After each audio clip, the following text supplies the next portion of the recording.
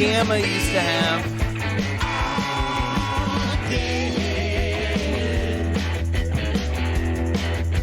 Thank you, my woman. So we've got, where did that?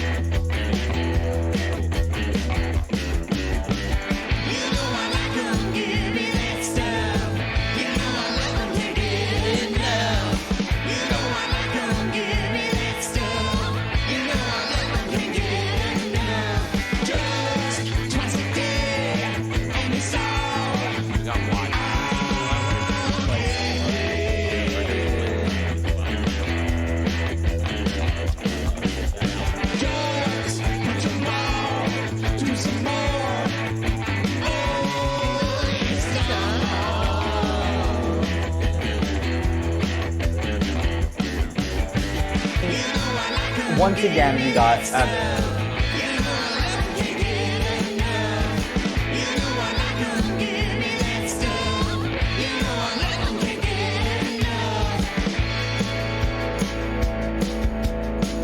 Can't get enough, baby. That's what I wanted that to be in the song, but they didn't put that in. Can't get enough, baby. Well, that was like a cool rocker kind of moment there. But oh well.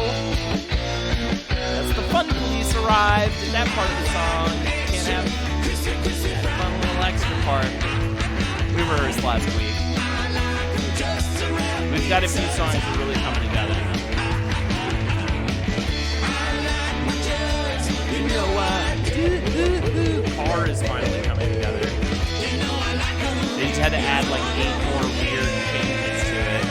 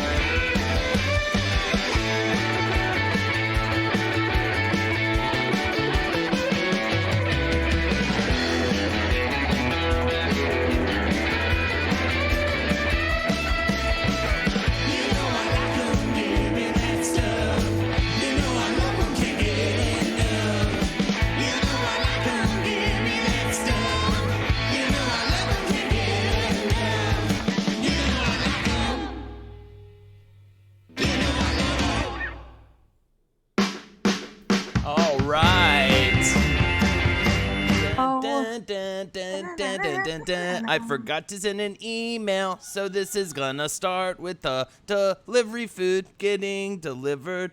Lex, the delivery food is here, and me. What are you guys eating tonight? What's up? What are you eating? Thai food. Oh, that was what I wanted to get Thai food. Hey, believe it or not, there's a Thai food restaurant here. I'm in a very small town in Kansas, and this whole time I've never had any. Got some the other day. It's some of the best Thai food I've ever had in my life. I really? couldn't believe it. Yeah, really good. I mean, because it's probably legit. Oh my God, Carly, I went to a fucking steakhouse on Saturday and had a big fucking steak. We definitely, because like we're so starved for that sort of experience, we like spent way too much money. It was a strip of bacon for $7, but it was literally the size. It was like this thick and like the size of like this long. That sounds like massive. Pork belly to me. It was crazy, and it was honey glazed and maple glazed, and it was so delicious. Yo, what's up, chat? We got Lexi behind me. She just got some Thai food in. Look at all these beautiful people. Thanks for joining us, friends. I'm not going to eat it until after, because I'm here to entertain. We're about to talk about our week. Oh, I guess Letterkenny's will be the first thing we talk about, but we haven't gotten there yet, so I'm going to hide that. Oh, she's Man, baby, Vangaloid, thank you so much for the 4 months. Greatly appreciated. Welcome, everybody, to the Week in Review, the stream in which we talk about our week that was not a COVID cough. I didn't put it in the slides, but I just I am blown away by what's happening at the White House right now. It is just fucking just it's like it's so insane, but I can't even we'll talk about it later when it resolves because I know it's just going to get spun somehow to benefit him, which is so fucking crazy because like at this point like 14 key members of like the White House or the press have gotten it. Yeah. In this whole incident, and just like all these pictures of people just right up against each other with no masks and just like real stupid fucking dumb fuck approaches to this whole thing. 209,000 lives taken just in the US of A. If only we had, I don't know, protocols to follow or something like that, but I don't want to get into it. I just want to say how fucking bananas is that shit? That we have to at least acknowledge the existence of that if we're going to do a stream called The Week in Review. Oh, yeah. It's definitely a part of our existence right now. Yeah. What I think is also, if you want to treat, read some news articles and publications from other parts of the world and their commentary on like, we are. It happened. This country is a laughingstock to the rest of the world. It is unbelievable, and you get a taste of it. I get a taste of it a little bit on international Reddit, because international Reddit, they kind of are like, "Hey guys, just want to let y'all know, everybody thinks you're a zoo right now." You know what I mean? And it's true. So, anyways, oh cool, Carly, I got said present. So excited to open it Friday. Interesting. That is awesome. Guys, we have a hell. I don't know what that is. Can you talk about what that is or no? No, I think it's still a surprise. Great. So that's cool, India. It's so good to see you too, India. And welcome everybody in this chat right now. Shibiwu, fucking Puto, Sideshow. You know who you are. Government Junior. I don't really play video games. Brad out of hell. Bonesaw is ready. Beautiful. Happy birthday, Bonesaw. You share a birthday with Ed Larson. Isn't that cool, Bonesaw? You and Ed Larson have the same birthday. And guess what else? In the final hour of the stream, Ed's joining us. Birthday boy himself. A man who went by Mr. Pastrami on Roundtable of Gentlemen. Dave Weishaus will be joining us as well in that final hour. And I know I've got surprises for you today, Carly. That's awesome. Oh, Byron is going to be upset. That he's missing this. Yeah, I didn't he's even already think about pouting. that. He's like, you get to go hang out with all my friends. I'm like, well. And also, we've got at the second hour, we've got a very funny comedian, Nick Turner. I can't wait to talk to him. He won a car on Price is Right. I have to talk to him about it. So and great. His podcast, Get Rich I love Nick. the work he's doing. I haven't talked to him in a very long time. And yet everything he's been putting out is good. Yes. So Good I'm very stuff, excited man. to talk to him as well. But we get to talk about us for the first hour. First and foremost.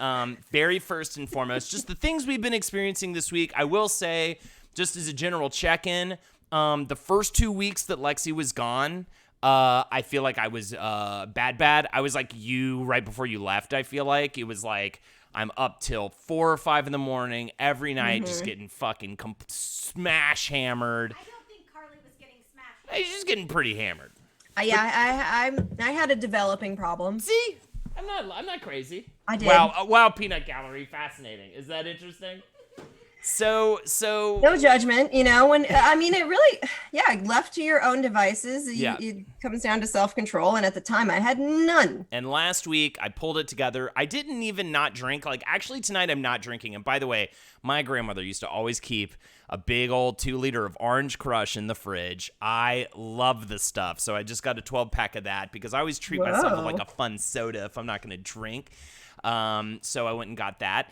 And, but yeah, I'm actually doing some actual not drinking this week. But last week, I just didn't purchase enough alcohol to get that drunk and drink into that late in the evening. I was in bed by 2 every night, pretty much. And even if I went to bed at 3, I was like relatively sober. And I woke up the next day at a reasonable hour.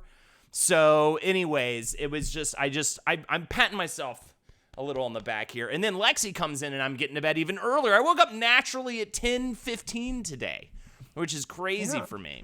So anyways. I'm living a whole new world now. Yeah, totally. I'm up at the latest 8:30. Also, Carly, tomorrow, tomorrow night at 10 p.m. It might be past your bedtime. I guess that's like 9 for you. We're all going to play a bit for like an hour on my stream. We're going to play a game called Among Us. It is $5 on Steam. I've heard of it. It is like one person is the killer and everyone else is just trying to like do jobs on the spaceship to get enough progress to like win that way or I think find Helen the killer. was talking to me about this. We hung out a little bit last night. If you wanted to join us, you are welcome to join us. Ooh. I think it's 9 p.m. your time, but I don't know. And it's only $5. You can also play for free on phone, but I would recommend on PC. It's way better. Yeah. That might be too tricky because it'll be bedtime. Kiddo. Well, either way, just throwing it out there. Yeah. So either way, let's get into the week, shall we? The week in review, and it starts off with a show that I was watching more at the beginning of pandemic, a little pre-pandemic, actually. I kind of fell off around season 4. I could always go back, though. It's kind of that show that's always sitting there waiting for you. I'm guessing you just discovered Letterkenny. I had maybe heard of it, but knew nothing about it. And then, come to my attention, this show that I've just been enjoying the crap out of. It's a very you have to funny show. Focus so hard to catch all the jokes because they're doing like 30 solid jokes a minute. It's almost like Shakespearean in a way. It's got like an iambic pentameter to it. And you have a clip we're going to watch together. I mean, I'll just share audio for you so you can kind of at least hear it. Yeah, I've watched this clip a few times. I feel like this is a great introduction to the show if you're just kind of curious what the vibe is like. Hammy Fly, that is because I called Twitch and I said, I want there to be nothing but condom commercials. Anytime anyone joins, I need at least 3 minutes of how to use a condom, what they smell like. I mean, all of it. You know, we did a 24-hour Sea of Thieves stream. Potentially someday. I feel like we'd run out of shit to do in it that takes game. at least two people, maybe 3. I live Letterkenny. That's amazing. Yeah. So here we go. Let's just watch the clip. If you don't know, there's a Canadian comedy. It's literally just like it's like. I feel like it's almost a spiritual successor to fucking Trailer Park Boys in certain ways. Still, it's got I think they give the perfect synopsis right at the beginning. So yeah, they give you the whole thing. All right, let's do it. Here we go. I'm gonna mute my mic so I can listen. Yeah, let me share audio with you. And guys, I'm really good at this job. Hicks kids, hockey players, and Christians. A couple hockey players come up the produce stand the other day.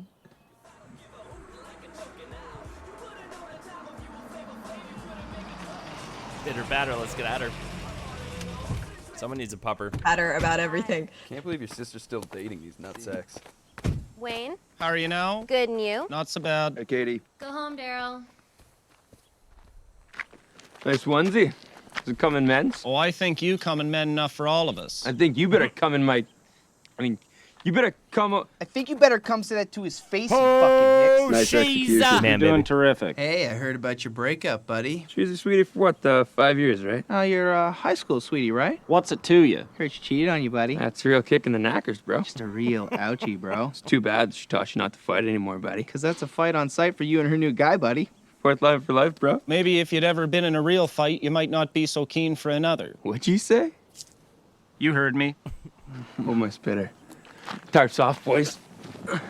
You looking for a Tilly, buddy? Let's have a Donnybrook. Pump the brakes. You take your shirt off, but leave your sunglasses on. What sort of backwards fucking pageantry is that? You gonna fight with those shades or play PokerStars.com? Hold my spitter. Dude, I can't hold your spitter. You hold my spitter, just put the spitters down. TikTok. Yeah, thanks, Bonesaw, for gifting Hammy Fly. Go time! Go time! Look at What's that up? fucking treasure trail. What's up with your fucking body hair, you don't- big I think shoots? now You you look don't like a get the 12-year-old things. Dutch girl. Your aesthetician coiffed that for you? You can kiss my aesthetician. You guys do CrossFit? You can cross fuck off. Cross fart. How many times you pulled your horn today, bud? What? Oh, she's bashful. Oh, come on, kitten. I won't tell anyone. Ballpark 6 to 8. You're a fucking animal. Play a little 5-on-1. Hit the kitchen, mix a batch. Feed the ducks. Distribute some free literature. Go time! Fucking shut him! Riley, Jonesy, put your fucking shirts on and get out of here. This isn't over! Jenks, you owe me a Coke. I'll never buy you a Coke.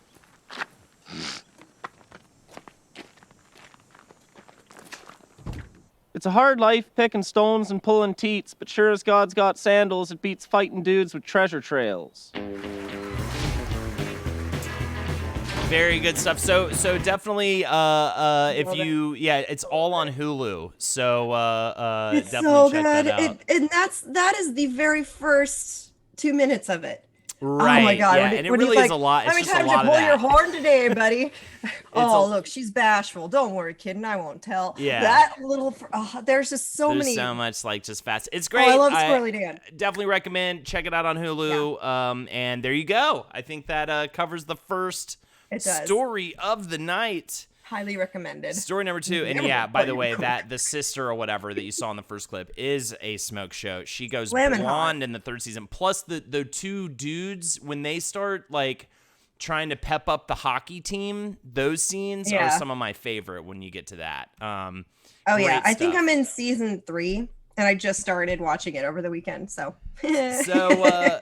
So she's also really funny, by the way. So, but you know, Oh she's yeah. also No, it's not. affable. She's well aware of her Yeah. smoking Oh, hotness. yeah, for sure. She owns enjoys the But shit I out think of they it, were like so. they were a group of just like comedians, like I think maybe a sketch group even up in Canada, and just developed that show, which is like really amazing. They're just so quick-witted. All right, what's this? Chucky? Yep, I because of the episode we did on Child's Play, I have now seen all but one single Chucky movie, and that is Cult of Chucky. I'm gonna watch it this week just to be a completionist and watch everything. Gotta wait till the lady leaves. She doesn't like horror that much. But either way, this is a picture from Seed of Chucky, which is one of like if you're gonna watch a single Child's Play film, personally, That's the I one. think Seed of Chucky is so I've not funny seen and it. so crazy, and forgive me if you've already heard me scream about it, but it is just so weird. I kept remembering different things. So this is the movie that followed Bride of Chucky, which is also super fun and funny and good kills and blah, blah, blah, blah, blah. And I also really love that. And that's when Jennifer Tilly enters the franchise. But Seed of Chucky is, man, so funny. I must disagree. Well, I mean, vicious it You are is like technically maybe not good. But it's just incredibly. But I even enjoy how it was shot, and like even that, like this is the guy who wrote the initial Child's Play script, and like has been attached to the series from the very beginning. This is his first directed movie. Their child is dealing with gender issues, so that's like a lot of the core of the movie is him wanting to deal with like issues with being trans and mixed gender, and Chucky needs him to be a boy, and Tiffany, the Jennifer Tilly Chucky puppet, needs her to be a girl, and or wants to support that at least. And it's just really crazy. Also, like Tiffany decides she doesn't want to kill anymore because of their kid. She doesn't want to set a bad example, so she's like trying to go through like a 12-step program to not kill. They really worked in some human drama. Then Jennifer into Tilly these murder dolls. Then Jennifer Tilly plays herself as well. So Tiffany's in the movie voiced by Jennifer Tilly, but then Jennifer Tilly literally plays herself as an actress that That's is funny. like in Hollywood, like who made the movie or whatever. But Yeah. also, she's trying to sleep with Redman to get a part in a movie. She references Bound, starts talking about how like she can get what's her name to like join them maybe. It's like so weird. It's so meta and crazy, and just like not a horror movie, but like sort of a horror movie. I just really enjoyed it. It's just Cool. so, because how bizarre it is. Like it's just so fucking weird and totally out of place in a lot of ways in this franchise. But I really, if you want to know the truth, probably the best Chucky movie is Child's Play 2. And then Bride of Chucky's great, and apparently the one I haven't seen, Cult of Chucky, is the other like really good one that I need to check out. But and Chucky 3 is probably the worst one. And but either way, so if you're looking for like the kind of proto Chucky film, that would be Child's Play 2 for sure. And then the remake, I couldn't get with it. I couldn't get into it. Yeah, I enjoyed Cult okay. Like Cult was okay, but apparently, Curse. I enjoyed Curse of Chucky all right. Like it wasn't a bad movie, but I've heard Cult is like a step up. So that's my spiel about the Chucky films. Have you watched the Child's Play movies, and are you going to do any horror film watching this week? Uh, Or I mean this month, rather, now that we're in the spooky well, month. definitely this month. It's like, I don't know, it's a little tricky watching horror movies these days. You know, part of the week, that's certainly an option. Mm-hmm. But otherwise, it's pretty kid safe, you know, viewing. Well, there's a lot of kids material. safe, scary or Halloween themed films. You know. Okay, Nightmare so and- I was thinking Hocus Pocus was probably okay for a 4-year-old. Mm-hmm. What? Anyone else in chat? Like, what's? Nightmare Before Christmas. I don't know. Yeah, that would be good. Nightmare Before Christmas for sure. Almost Monster Squad. It's got like a little bit of some adult themes. I mean, he's pretty chill though. He Fucking watches some other adult stuff, but like Teen Wolf kind I of. don't want to overestimate. I think Hocus Pocus, yeah. You know, is apparently cute. that Goosebumps movie that came Halloween out Town? recently. Apparently the Goosebumps movie that came out recently with Jack Black was actually kind of fun.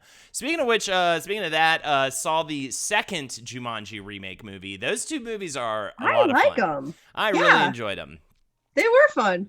I didn't see the second remake, but the first or the sequel to it, I was like, no way, this movie was great. Yeah, super enjoyed it. Well, definitely, if you said you haven't seen the Freeform sequel, channel. definitely watch the sequel. It's Okay, cool. It's also a lot of fun. Okay. Oh, The Others is great. All right. Up next, You Shot a Gun. Thanks for the recommendations. Willy Wonka, does that count as a scary movie? That boat scene counts. I mean, the as a boat scary scene is movie. legit scary, but no, I don't otherwise, think that is actually a horror film. But it is funny. It kind of almost could be. If It's that enough, ending I was a mean- little different, it probably would be. yeah. So yeah, what do you got? You shot a gun. Is this the first time? Yes. Y'all, Wow. I've never shot any gun before in my life. Hi, Curly Shoe. Excuse me. Because there was never really a safe circumstance where I like first of all, I'm not around guns that much, period. Right. But here, you know, there's a lot more. Oh, Adam's Family, totally. Thank you. Mm-hmm. You know, there's a lot more hunting and whatnot going on. And this dude in the photo with me and about 3 other, I would say, older men, like in their 60s and 70s, they all taught me how to be safe and how to, you know, how to hold it, how to use my sights. And here's the thing. Yeah, you totally have to be in hammy fly. That's why I have always just steered clear of it. And this was a totally safe environment. There's like a riverbed, and across the river there are all these targets that you can hit. And I first shot an automatic or was it, I don't know, semi-automatic rifle. Then I shot a revolver. Then I shot a semi-automatic pistol. Wow. I shot 4 different guns, and it was really interesting. I mean, I think it's important to know how to. I want to know how. Like, I don't wield want to a firearm. I have not actually, still have not done it. I'm sure it will happen at some point. I did not too long ago fire a gun with Lexi's dad. It was like such a like baby gun too, though, a little bit. It was like this like kind of dinky rifle, but you know, I mean, it shot bullets. And I actually, I think I would like to attribute my many hours of practice playing video games to my ability that to was hit the other a thing. target. There were about, you know, I'd say, you know, the people who I was there with, they were all, I would say, close to like shooting experts. So I really didn't want to embarrass myself, and I got my first 5 shots in a row. Yeah. I hit them, and I hit Nice. the teeniest, tiniest one too, and they were like, "Whoa!" Well, yeah, Like, yeah. you know, everyone was kind of impressed, which made Video me feel good. games. Yeah. And I was like, I have played some video games, but the revolver was the trickiest. I just didn't understand at first. There's front sights and rear sights, and when I'm used to in a video game, you just look at that front one, right? And that's what it's going to hit. In real life, you have to line up the rear and the front so that they're like pretty much overlapping each other. So I was shooting like 2 feet above what I was trying to hit because I was cocked up a little bit. Anyway, it was really, I feel good about it just in terms of target, and I'm not a super gun enthusiast, but I did want to know how to use one, and hey, happened. Yeah, the SRA has tons of free safety literature if anyone is interested in learning the how-to. Sounds good. Shooting over water can be really dangerous. Bullets can skip just like stones. Interesting. Oh, well, it's a riverbed. There's actually not. There's no water in it. Gotcha. Yeah. But I didn't know that. That's interesting, though. Yeah. Even if that was the case for you guys. Brass Bonanza, I'm a big fan of historical guns more than the newer weaponry. I have a Finnish World War II Mosin, an M1 Grenade, and a black powder pistol. Much more of a fan of those than newer guns I have shot. I have held an AK, and that will actually be because of the guest we're going to have in the final hour, Mr. Ed Larson. But until then, time to move on. Here we go. I beat a bunch of games this past week. And by a bunch, I mean 2. Oh. I beat... It's very tiny there, but I beat Paper Mario Origami King, and then I also beat Disco Elysium. Oh, cool. And I'm really happy, too, because both of those are RPGs. They're, like, reading-based. They're very different from each other, but I was like, I think I'm ready to play more, like, action-y kind of thing. So there's a sale on the PS4. I think it's still going on called Big in Japan. Ton of amazing Japanese games, anime games. Yakuza's on there. You've got, Dragon Ball Fighters and all that kind of stuff. And I picked up Gravity Rush, and Gravity Rush is cool as fuck. So I actually picked up both of them because I heard they were both good and they were on sale each for less than $10. Gravity Rush is, you would really dig this. You're like this anime girl, and essentially what happens is if you hit R1, she'll like kind of start floating, and you can change the gravitational pull. So you can kind of change it so that you're running along the side of a building. I love physics games and stuff like that, and you can constantly kind of like change the direction. So she's always like flying through the air and falling and doing these cool things. And it's very actiony, but there's like side quests and stuff like that. I have also been playing Hades. Hades has been the best for me so Hades is Supergiant. The people that did Bastion and Transistor, Logan does multiple voices on Hades. He was the voice of the narrator in Bastion, and our friend via Marcus Parks. And a lovely person. Lovely dude. And so I love that this game is such a success for him and Supergiant. And I may see if he would even come do something like this, but either way, that'd be fun. it's a roguelike. And you're Hades' son trying to escape from hell. And all the Greek pantheon are there, but they're really the characterizations are really cool. The art is really good. And it's just a very fucking fun roguelike, or roguelite, is that what it is? Well, either way, it is, it's like the best one I played since Dead Cells, which I really liked. And I don't like a lot of roguelites. So, Killer Queen Black is on sale for Switch for $2. That's cool. Yeah. We played that in the Abaru in Charlotte, which closed down. Thanks, COVID.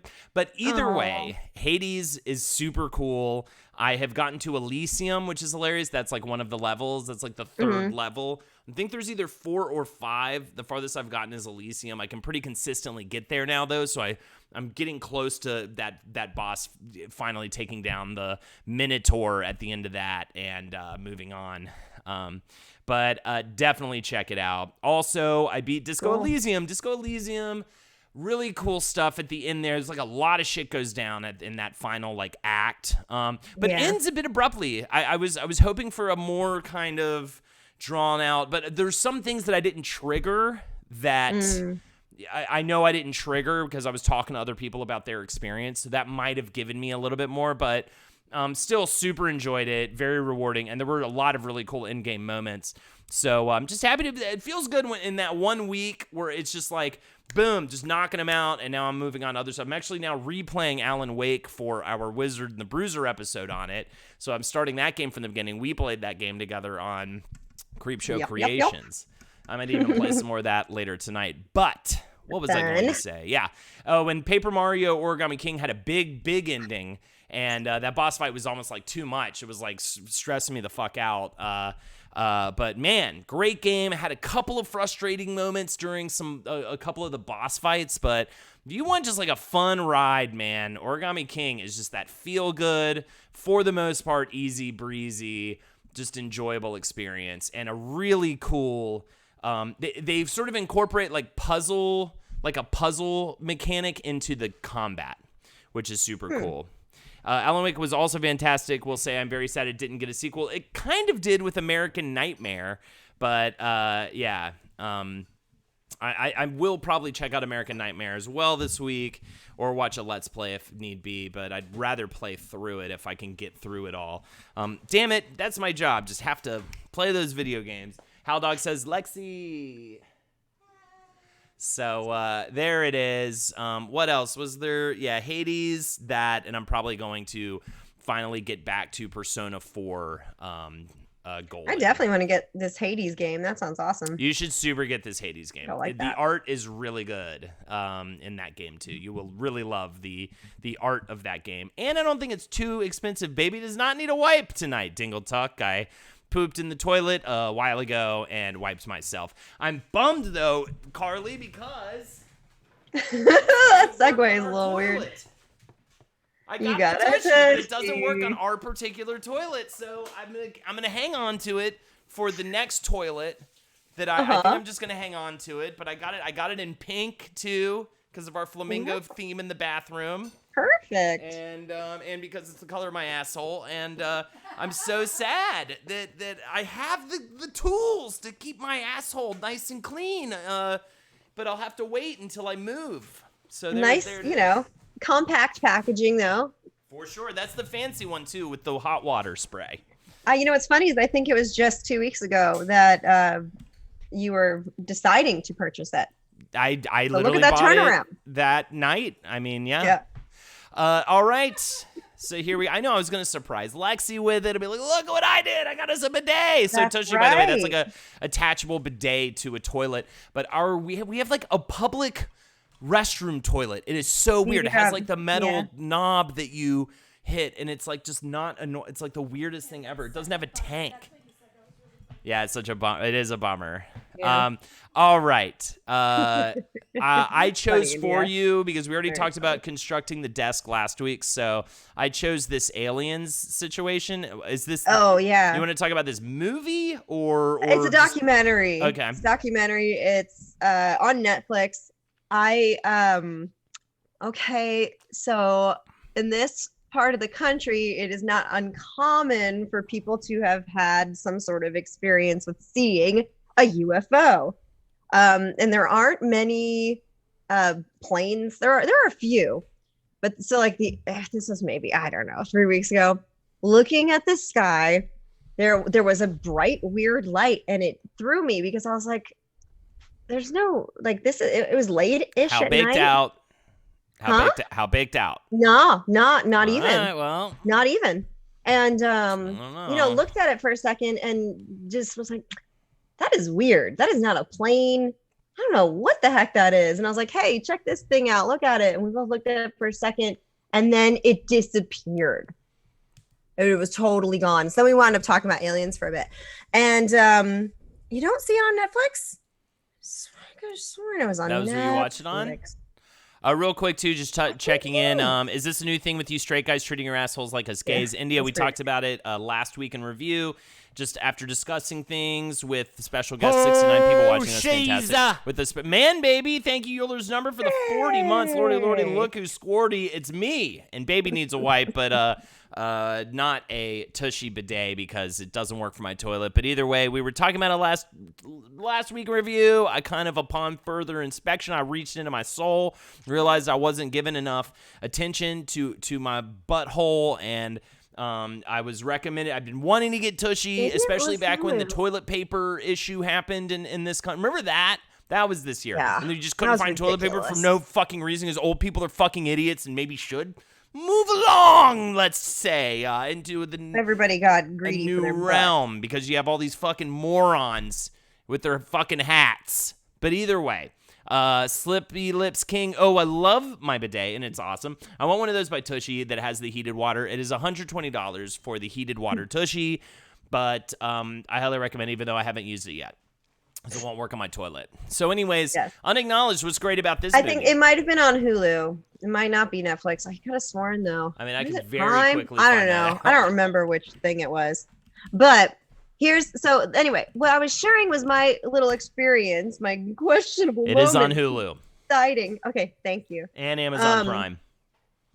Cool.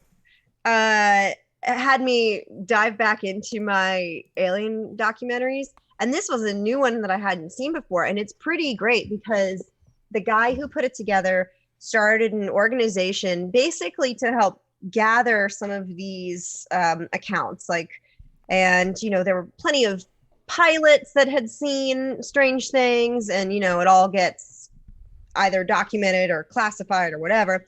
And he got all these people together to basically start to talk about diplomacy over the fact. It's a really interesting documentary because it's not like you better believe. It's more like a bunch of retired folks being like, listen, yeah, I mean, I saw this, and it doesn't feel manipulative like so many of these. Like, I hate how over dramatic a lot of these kinds of documentaries can be. You know what I mean? I mean, for example, this is not your Ancient Aliens.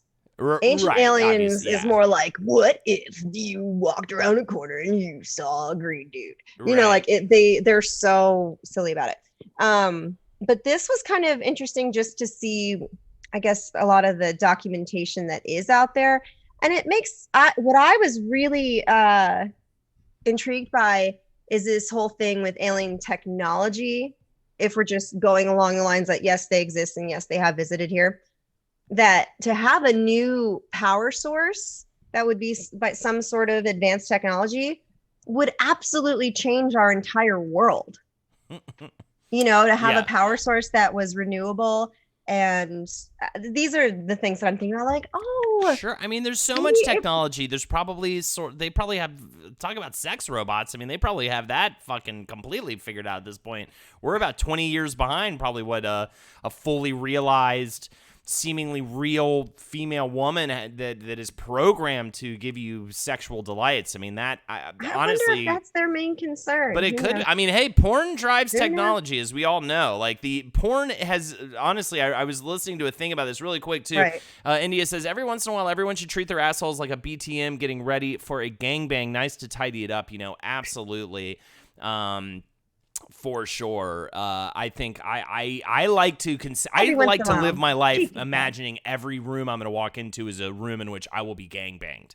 And that is kind of what keeps me on my toes. Poor Carly wants to talk about aliens, and Holden just brings up sex robots and porn. I'm just saying porn drives technology. Arrest me for that. No, I agree with you. I've heard that, and many a documentary has said so. I get it. Or they. I'm just saying, what if we had renewable energy source? I mean, but what if that's the whole reason that it's not public information, is that it just would affect which honestly would make a lot of, going back to what I was saying, it would make a lot of sense, because in order to keep these sex robots charged, you're going to need some kind of powerful renewable energy, or else they'll die in the middle of the act. And what's worse than a woman going completely limp as if she had a heart attack while you're jamming away at her? It's completely upsetting. If aliens upsetting. are concerned with your masturbation, I promise you it's just like a plug-in or a pill. What? It would just be some VR like plug-in or a pill, some kind of drug. Like, I'm also still reading Saga, friends. Well, that's one way. Saga's so good. What? Where are you at in that? I just finished the 7th. Real quick, because I keep forgetting. You just finished the 7th. Oh man, that one was rough. And then they're all rough for different reasons. But anyway, think about that. They've got Real quick though, I was about to say before I forget, I have not talked about incentives at all tonight. $5. This is the last time we're doing it. We'll do an animal impression of your choice. Okay, we're gonna do We're gonna do like English politicians next week for impressions. Oh, God. $10, you're going to choose one of us to perform a karaoke song of your choice. Carly loves to sing. I love to finish out the first hour with some song. Maybe our guests will sing karaoke potentially later on. And, of course, the money is split with my co-host, and it all helps her with her fucking life and everything. So it's a whole situation for sure.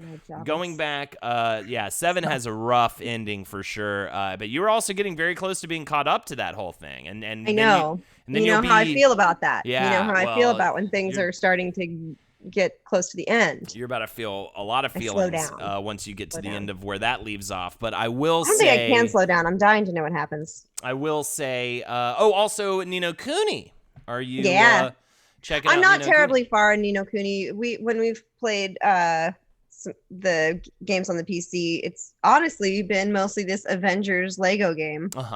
Because the kiddo likes to play that, and it is pretty amazing to see a toddler who can play a video game legitimately.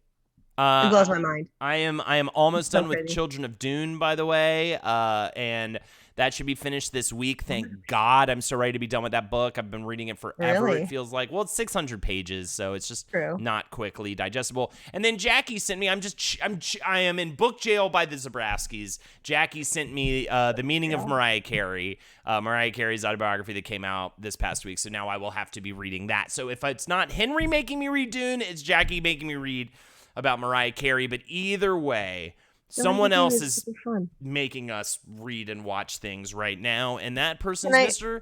Ed Larson. Oh, what were you gonna say? I want to tell Soat real quick with the Lego game. You know what's super cute is the Hulk. The way he hulks out is he's like this little Bruce Banner who just takes his little Lego hands like this and looks all concerned, and then he goes like, and it's so fun. I just love that they I don't know. They share those moments. Yeah, I'm talking about Legos. But either way, you should be reading Twilight Holden. I want to group watch it with Jackie for sure. Maybe we'll record that and do a whole thing. So later in the show, we have Ed joining us. He's just put a movie out into the world called How America Killed My Mother. I'm pretty sure that he oh, fun. I don't know, play video games. It's like a fun book club. I'm sure we'll talk about it on Friday. I'll try to read at least like a fourth of it before Friday. We'll see, though. It seems like it's going to be a pretty breezy read. But either way, Ed's joining us in the final hour. He made a movie, a funny, sad, interesting, informative film about his mother's passing and all of the political and, just all the systems involved in America that led her to perish so young, relatively, and also she just like worked to the bone until the day she died, and it was very upsetting, and she was just died in horrible debt, and there was just a lot of things going on. So I figured to spare Ed Larson. True. Nice. That's so cool. I don't really play video games. So how many people did she send that book to?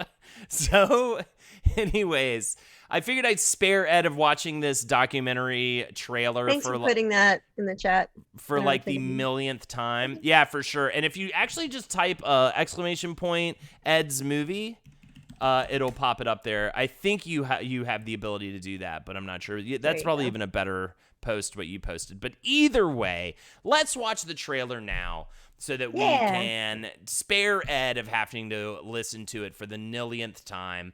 We will talk about it with him. His buddy Dave's coming on as well to hang out. We'll talk about the movie a little bit more than we were able to last Friday. We'll just kind of catch up with everybody. That'll be in the final hour. We've got Nick Turner coming up in 15 minutes. If you'd like to donate for a karaoke song or an animal impression before then, there is the link, and let's put this thing on the screen. Here we go. My mother's come on the show because she is a fortune teller. Somebody close to you is going to pass away. My name is Ed Larson, and I'm a comedian. And in 2016, my mom passed away. I was pissed off, and I needed answers. She was forced into working extra hours. There was no way that she was going to survive on $30,000 a year. She was broke. I was broke. Taj Mahal is where my mom liked to go a lot. So your inheritance was a negative amount of money. That explains the outfit and the crew, I guess. Mama won't shine your light for me. I'm getting to the root of everything that led to the death of my mother. For a lot of people, Medicaid is a phantom benefit. Your mom ends up dying because of that. I have seen my dad 3 times over the last 15 years. How come we didn't stay in touch? You got answers, big building? What do you know, huh? Did you do a set at your mom's funeral? Absolutely. I crushed at my dad's funeral. I really did that. All right. Ooh, my top most beautiful songs. Anime. What? That is interesting. But either way, there it is. We'll talk about it more at the end of the hour. But I'm excited to that the world gets to see this movie I got to see it a while ago. I think it was pretty much done. I laughed, I cried. It was great. So I hope you guys will check it out. And it's very unfortunate. I think it points to a lot of what's wrong right now in the world. Obviously, it has a lot of ties to our current president and the healthcare system and the way we treat addiction in this country, the way we treat gambling in this country, the way, just all of it. And so definitely, I would say, please support the man. He needs money. He has a hot dog problem, and he eats a hot dog at least every 2. He eats hot dogs like I used to smoke cigarettes, and I was up to a pack a day, okay? And a pack and a half on like a wild, party day. You know what I mean? He's an animal. He's filthy. He's fat. He's disgusting. And someone needs to do something about that. And it's his birthday. That has nothing to do. And it is birthday. So it'll be really fun to chat it up with him. And we actually sped through that. I should have pulled some public freakouts. That was my I think that's the final story of the day for this whole thing. Or someone save us with the song. But either way, gambling right now should be a thing. You can show them the picnic table. I have to pull it up, and it's a whole thing, and then I have to save it. I could do that, though. Let me made a picnic table. It is a wooden table. I'm glad it entertained you. Made out of cedar. But I was like, I don't want to talk about this wooden table. I'm building stuff, man. I know. That's cool. That is cool. Like, you know what I mean? It'd be cool next time. Should I show you the bats that I'm working on? Yeah, let me do that. Next time you honestly should try to take like a sped up video of making it. You know what I mean? Because then we can look at that and be like, cool. But either way, what I'm working on right now is figuring out. I'm gonna start making stained glass. So and I want to do a stream with that, but I'm not sure how to technically do it yet. That's supposed to be difficult, right? This is a the table that Carly made. A wee bit. It's a table. Look, yeah, but we built that, and the cedar that's on the top boards was all rough cedar, so it was like really gnarly, and we had to get a belt sander and like burn it all down, and then we had to weather treat it so that the rain won't turn it gray. There you go. Talking tables over here on the Monday night stream. What are you gonna do about it, chat? You gonna fight me?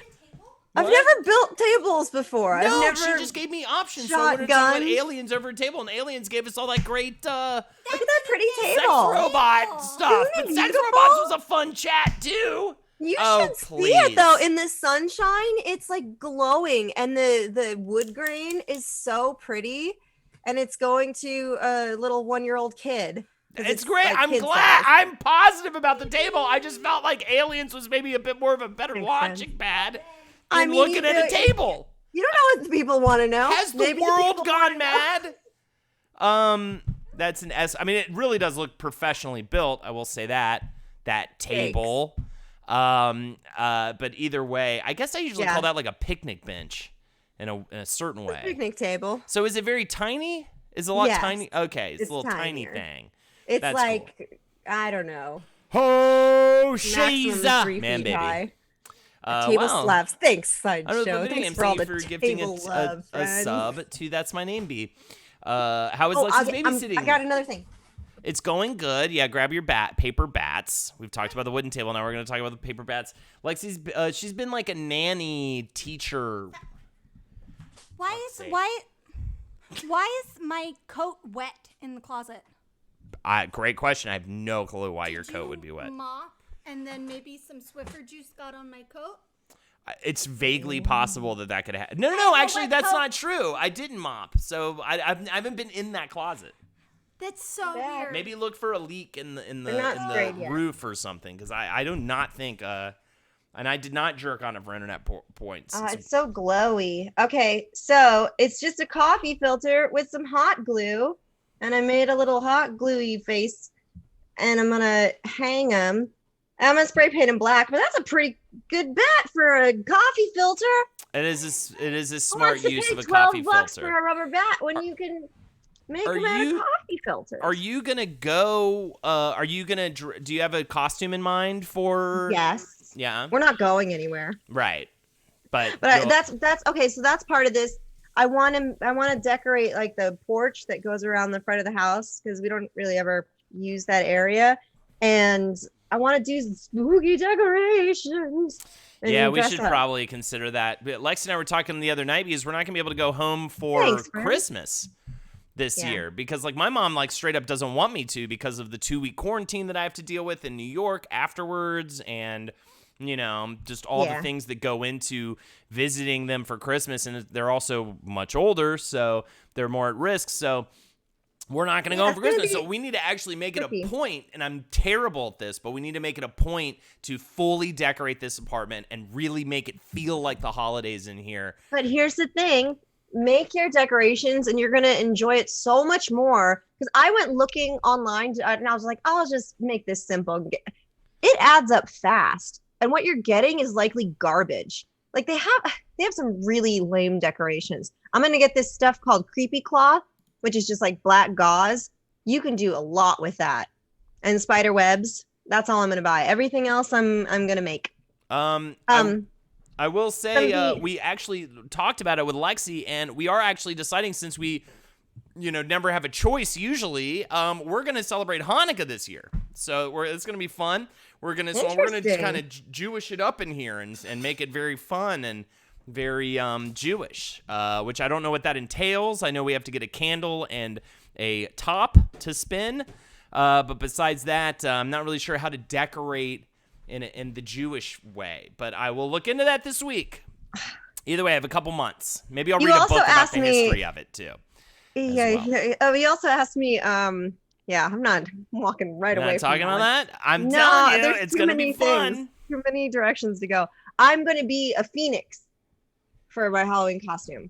I'm gonna be a firebird. That's fun. I think we're gonna be. There's a new uptick of COVID Halloween. In NYC. First I'm hearing of it. Cool. No, I'm fine. Everything seems to be fine over here. I don't leave much though. I don't go anywhere and I always wear a mask when I do. I do go places sometimes, but like not far. And lately, honestly, I've been making it my beeswax to go to the park in the middle of the day and read under the sun. Is nice. And that is just well, you got a lot of reading to do, so. Hell yeah, Metal Flack. I will also talk to Jake as well, Silent Squee, and we'll figure it out. Maybe we'll live stream the whole holiday. Who knows? But either way, I pulled that out of my ass, and now I have to commit to it, I feel like, because I said it. But here's an idea. Holiday tree. First Halloween tree, then Thanksgiving tree, then Christmas tree, and finally New Year's tree. I'm guessing I would get a different tree every time, though. Just like the same candle at different times. We could do that. One fake tree. Don't kill a bunch of trees. It's not Hanukkah if your mother isn't there nagging you about when you getting married or having more children. We're going to hire an old woman to do that to us. So that will happen, even though we're going to act like brother and sister so that she can properly nag us who aren't trying to have a kid. So she can properly nag us in that. I was definitely just being me. Absolutely a surprise. And, I love Silent Squeeze says 8 crazy nights with Holden. Oh my goodness, it's gonna be something. There you go. You need to do streaming all through stuff. Hanukkah. We are coming around the corner to our first guest, Nick Turner. He is very funny. I'm excited to talk to him. Here are the incentives if you'd like to donate for a impression or a song for one of us to sing. My wife made a Halloween snowman out of pumpkins a few years ago. Just make a few pumpkins stacked on top. I love it. Fantastic. Will do. It's a great idea. Will do. Yeah. So, okay. It's a fake tree though, because I was like, the tree's leaves are gonna fall off of it the second that I've been in that situation where it was February, March, college fake tree, college Christmas tree. No way. You gotta have that pine smell. You gotta. I love it. I love the smell of a Christmas tree. But either way, if you wait too long, you can fake the smell somehow. But the bunch of dead trees. That was always a thing in Williamsburg, where underneath the overpass after Christmas, everybody people hang their dead Christmas trees. No, they hang them from the overpass. Oh, weird. Upside down. Oh, weird. It happened many years in a row. It was very strange. Bizarre. Yeah. My wife made a Halloween snowman out of pumpkins a few years ago. Just a few pumpkins stacked on top. We should do a jack-o'-lantern. Whatever. Yeah. I'm gonna try and get pumpkins tomorrow. I'm like on top of this shit this year. Gonna go to a patch per se. Karagata patch. Instead of a menorah, hide I'll tell lit you about it in candles around 2 the weeks. apartment like Easter eggs for each other to find. I love that. Oh, what's happening, Anxious Spider-Man? I love that idea, MD Leo's. Yeah, well, I kind of want to do a Halloween treasure hunt. We'll see. And I'll do like a map. I'm going to invite our friend Nick into the stream. I understand that's my name, B. I know, but I don't know. Maybe it's because we always had cats. Fake Tree was better. Invite sent. No, I don't want to talk later. It's too many prompts. It's too many prompts on the phone. It's like, why would I want to talk to him later? ? Like, I didn't even type anything like that. So either way, it's going well. Bit of the Mondays, I always have them, you know. It's because Saturday is so good, and then I actually just do a lot of work on Sunday. So I feel like I'm already like, oh, I'm over it. Wait, is this Eddie's B-Day thing? So Danny Pets, Eddie will be here in 1 hour, and yes, we will all wish him a happy birthday. I should have gotten hats and stuff. That was stupid. But either way, I'll wish him a happy birthday. And then he'll be like, oh, I'm so big. And I'll be like, you're not that big, but it's a lie. And it'll be a whole thing. Do you remember when he did karaoke and he did Under the Sea? Uh-huh. And he just happened Maybe to we'll have get him those to do some of those hijinks. Dude, friends, I love to do karaoke. It's true. Get Ed to sing songs for you. He's so funny. He cracked me up. Make a hat. I'm sure you have paper. Do I look like a person who would make a hat? I mean, please. Silent Squee. Silent Squee, are you doing Art Smackdown night? Art Smackdown happening right after this stream. I do look like a guy who would make a hat. But either way, dude, I don't even know, man. It's whatever. Everything is whatever forever. Oh yeah, tomorrow night though we have Pirate Test at 9 p.m. and I think at 10 we're gonna play Among Us with a big crew, so that should be a lot of fun. We did a trial run of that on Sunday night and had a absolute blast. So hopefully that will all go down. Jackanese as usual this week. And I'm ready to get into the scary spirit. I'm ready to watch some horror movies and, you know, I guess eat candy or something, right? Or like drink a brew, a witch's brew or something like that. You know what I mean? I think it's just, this is also the time where you should be hiding around corners, and like when Lexi comes to walk past, right? You have to like, ah. I'm not a big scare people guy, but it's not really my vibe. A little bit. It's also, I live in a 1-bedroom apartment, so it's actually hard to hide in a corner. Holden was that kid in grade school who would go, look, guys, I made a hat and put it on and try to get some laughs. But the kids laughed uncomfortably and thought he was weird. I mean, I could go with that.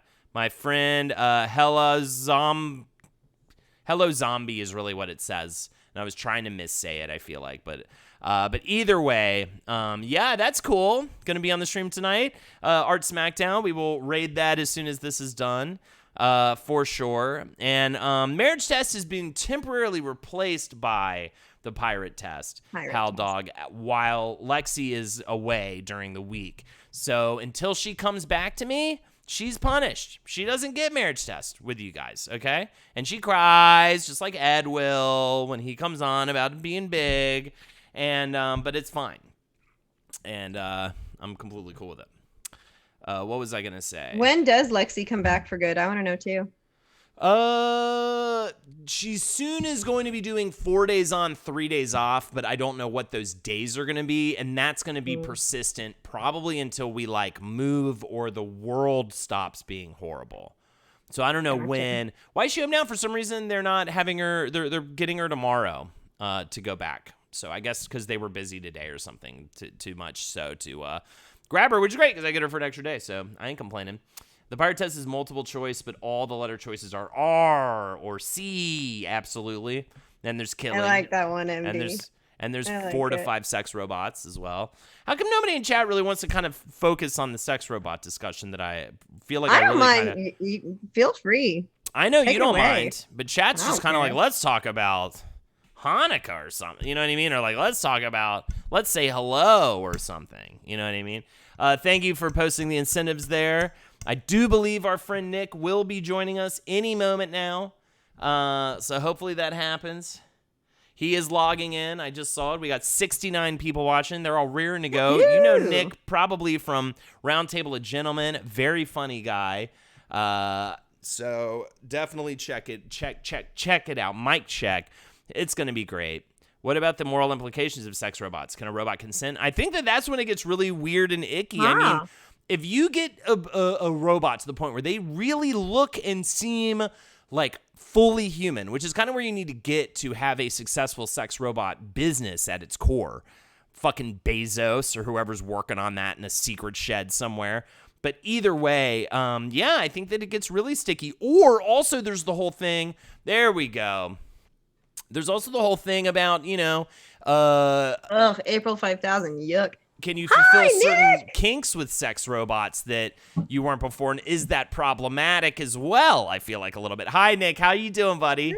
Hey, girls. Do I need to plug my headphones in for this? You sound it's not echoing right now, so I'll let you know if it's an issue, but I think you can comfortably be right now. Oh, buddy, you'll never find an echo in my audio. Look at me. I'm in a podcast closet that I've hung clothes all up on the walls. I built a shelf, added more stuff up there. Buddy. Oh my God, now we're talking about shelving. All right, it's like Carly built a wooden table, and we had to talk about that for 10 minutes. Oh, a wooden table! Shut up, Holden! Little table. Carly, tell me more. What are we talking? Wood, metal? Picnic table, cedar. Some of it was rough cut cedar, so it needed to be a belt sander. Wow. Then we had to do water sealant. Yeah. Holy shit! Yeah. Wow, that sounds Fuck incredible. both of you. Look, listen, guys, okay? Also, show them your fucking paper bat so we can get it over with. Oh, I didn't. Okay. Yeah, she made it out of a coffee I made filter. bats out of coffee filters. Hey, So that's I'm gonna nice. spray paint them black, but Wow, what'd you make, Holden? I built this sweat rag. Wow. Yeah. You can really see the sweat. There you go. So that's what I Authentic made. Holden. You can. You uses. definitely can. It's very wet. I've also been licking it though, so it's a little mixture of both.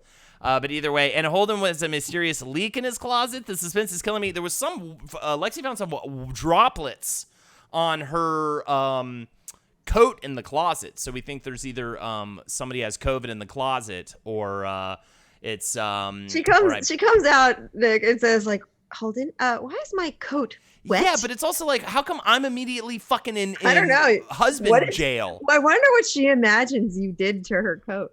I'll tell you, there's really only one thing that gets a coat wet. This is what I'm saying. Is that what she... I was gonna say rain. Wait, Carly, what were you saying? Yeah, what were you gonna say? Did you piss on it? Piss? No, she thinks I got It's pissing in the closet. She thinks I got Swiffer juice on it. Is what she thinks, but I didn't use the Swiffer. Another euphemism for pee. But I did not clean. That's how she also catches you not cleaning. Not cleaning. Oh, she's playing fucking mind games with me 24/7, dude. I don't know how you got it with your one, but my one is always like, who's making dinner tonight? Like that'll be like the start of a day-long House of Mirrors, right? All right, so I guess I'm the wife in the situation that you're in, because I'm Mr. Mind Games. I could see how you would be the handful in your current situation. Oh, buddy. Nick, I'm so glad to have you on the stream. I feel like I haven't done something like this with you in so long. And no, I don't think I've ever been seen here. you in ages. Well, but and he bailed on me the first 2 times I asked him to do the stream as well. I said Super no. bailed. You were like, I would love to do it. And then 5 minutes before it started, he was like, "Oh, I forgot my penis fell off or something." You know, I'd be like, "What are you What does that even mean?" I see what we're doing. We're using your dreams as reality. In your guys, if you guys don't know, in Holden's dreams, he steals each of his friends' penises. Yeah, a different one each each. gift. You actually gave it to me. I didn't even have to steal it or take it. Nick. I know you're maybe you're sick of talking about it, or maybe you love being asked about it. Did you won a car on Price is Right? Come on. How are you going to bring up my greatest memory? It's so cool. I Man. tried to Please, so cool. just want to talk about my Olympic wins. But okay. Well, I don't want to ask you about that. I want to ask you about all the really big jobs you got close to getting but didn't get. Well, I think I'm going through a tunnel. Your closet's going through a tunnel? Yeah, man, I won a car on a Price is Right. I found out how. I have a podcast I do with Nick Vatterott called Get Rich Nick. And yes. Nick actually went to college with a guy who won a car on The Price is Right. So our show, Get Rich Nick, every week we try a different way to make money quickly. The whole idea is like, I've got a bill to pay on Friday. How do I just go out into the world and get some money real quick? Well, this one was actually the longest way you could possibly use to get paid. Right. Because I think it happened in December. I won on December 17th. And I finally got my car, thanks to COVID, in July. Okay, so it extended it because of COVID, though, a little bit. Yeah. Well, it's because, they don't give you your prize if it doesn't air. So what? Yeah. No. So anyway, way. we went a little far. Yeah, but we interviewed his college roommate to like find out what's some tips on how to get in. And basically the tips are, you do an interview at some point in line, and that interview is 100% if you get on the show or not is from that interview. Dude, have you seen the documentary about the guy that was like really good at Price is Right? Buddy, you know that I have. You right? So I know all these things. Perfect Bid is an amazing documentary, and it's a perfect documentary length. It's like 40 minutes. It's not too big of a commitment, and it is so interesting. This guy knew like everything there was to know about the prices, and Price is Right was like amazing. But I don't want to ruin it. Him getting on or not or whatever. But yes, all of this I know. So you wait in line for hours. I wish you were a movie reviewer, and then all your reviews were like A+. The film was only 10 minutes. Yeah, dude, shorter the better. I'm in love right now because I'm watching horror movies. I had to do an episode on the Child's Play series, and I was like, thank my lucky fucking stars. All these movies, all 8 of these movies are an hour and a half long or shorter. Yeah, that's pretty dope. Quentin Tarantino is the only person who should make a movie more than an hour and a half long. And usually not even him. Yeah, not even him. He makes me crazy with it too. We were talking about this the other night that a 3-hour movie, usually you can lose the last hour of it.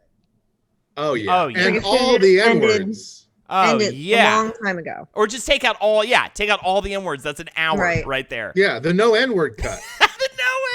God, that's the only thing I'll show to my kids. Scorsese for sure. Sometimes I thought Casino was too long, but either way, all right, you're outside, you're in line. What did you have tricks for that? Nick Vatterott, my co-host, who we went to the show together, he actually works for Bill Maher. Yes, he's a writer on Bill Maher, mm-hmm. and Bill Maher not only tapes on the lot, but tapes on the same stage. Oh wow! When the show's over, they move it, or they move everything backstage, paint it black, and then Bill comes out on Friday. Weird. Not currently, he's doing it at his house, COVID. Yeah. But so anyway, so he was worried about, because CBS employees are not allowed to win on The Price is Right. Oh. He is not a CBS employee. He's an HBO employee who rents space on the CBS lot. Weird. CBS Television City. Yeah. But I guess that's LA for you. Yeah, they just don't, it's like whatever, you use available space. And so he was really worried about getting on. And so he was playing this character that was having a bad day. And he didn't want anyone to think he might be fun on stage because he did not want to get called because he was afraid of the repercussions. He was like, he didn't want to lose his job. I don't know how that would happen, but he's more nervous than I am. So we went to this interview, and it's like they just line 35 people up in a row. And they go boom, boom, boom down the line, just asking them quick questions. And so Nick goes first, and he's just like, I want to fucking kill myself or something like that. Have you heard the new Marilyn Manson? Yes, no, but seriously, they asked him what he did, and he goes, "Oh, nothing." And they go, like, what's your job? And he's like, it's no good. Like, okay, fucking weirdo. Why didn't he just say, I worked, I don't even work for CBS, but I don't want to risk like there being an issue here, so you might just want to like skip my interview. Oh, because you don't want to call attention to it. Who cares? And it's also if you know Nick Vatterott, it's not about doing things a rational way. It's about having the most fun. Using characters. Right. Yeah. right. Of course, Nick Vatterott. By the way, if you don't know who that is, it's so fucking funny. So he's playing Mopey Guy. Yeah. He wants to play Mopey Guy. And then, so I use this to my advantage because he's first in this big line, and then they go to me, and then boom, personality. Right. And I was like, first off, I gotta say, I'm sorry for bringing my friend. He's been bumming me out all day. I'm done talking to him. And they're like, what do you do for a living? And I say, I'm a karaoke DJ from Richmond, Virginia. Here on vacation. And she's like, it's like, what kind of, where do you do karaoke? I'm like, bowling alleys, weddings, birthday parties. You got a birthday party coming up? And she's like, actually, a couple weeks. And I was like, I'm changing my flight. I'm working your birthday party. Anyway, and then she asked me what my favorite game was, and I spaced. I don't watch this stupid show. Right. So I couldn't think of anything but Plinko. And so I said Plinko, and I apologized for being a basic bitch.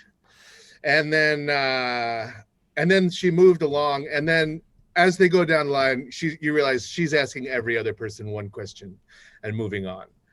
And I'm like, I talked to this woman for 3 minutes. Like, I'm 100% on the show. And then they paused on another guy and asked him a bunch of questions in line. And he got we both got it. Yeah. Cool. Yeah. So it was like pretty obvious. And then when you get in, everyone's dancing, and you're like, do I have to dance to get on the show? Like, I don't know.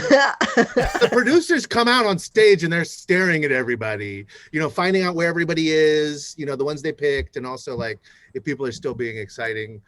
But I was like, no, I'm gonna do it the right way. Right. I didn't dance. They called me. I was the second name called. That makes you more of a mystery man. Who's that man? I just won every game right away. I Yeah. won that first thing. Won the second thing, got it. I was out.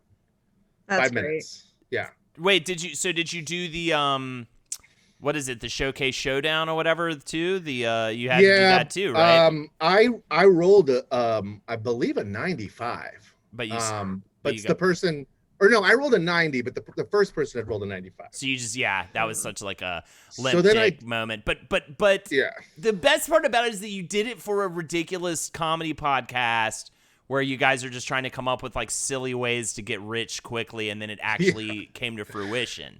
Yeah. Is the best part. It ruins my answer for people asking like, what's the best way you found to make money? Yeah. Weirdly enough. Every other way I lose money. Well, but that was so smart. God, karaoke DJ's fucking brilliant though. That is so smart. Yeah.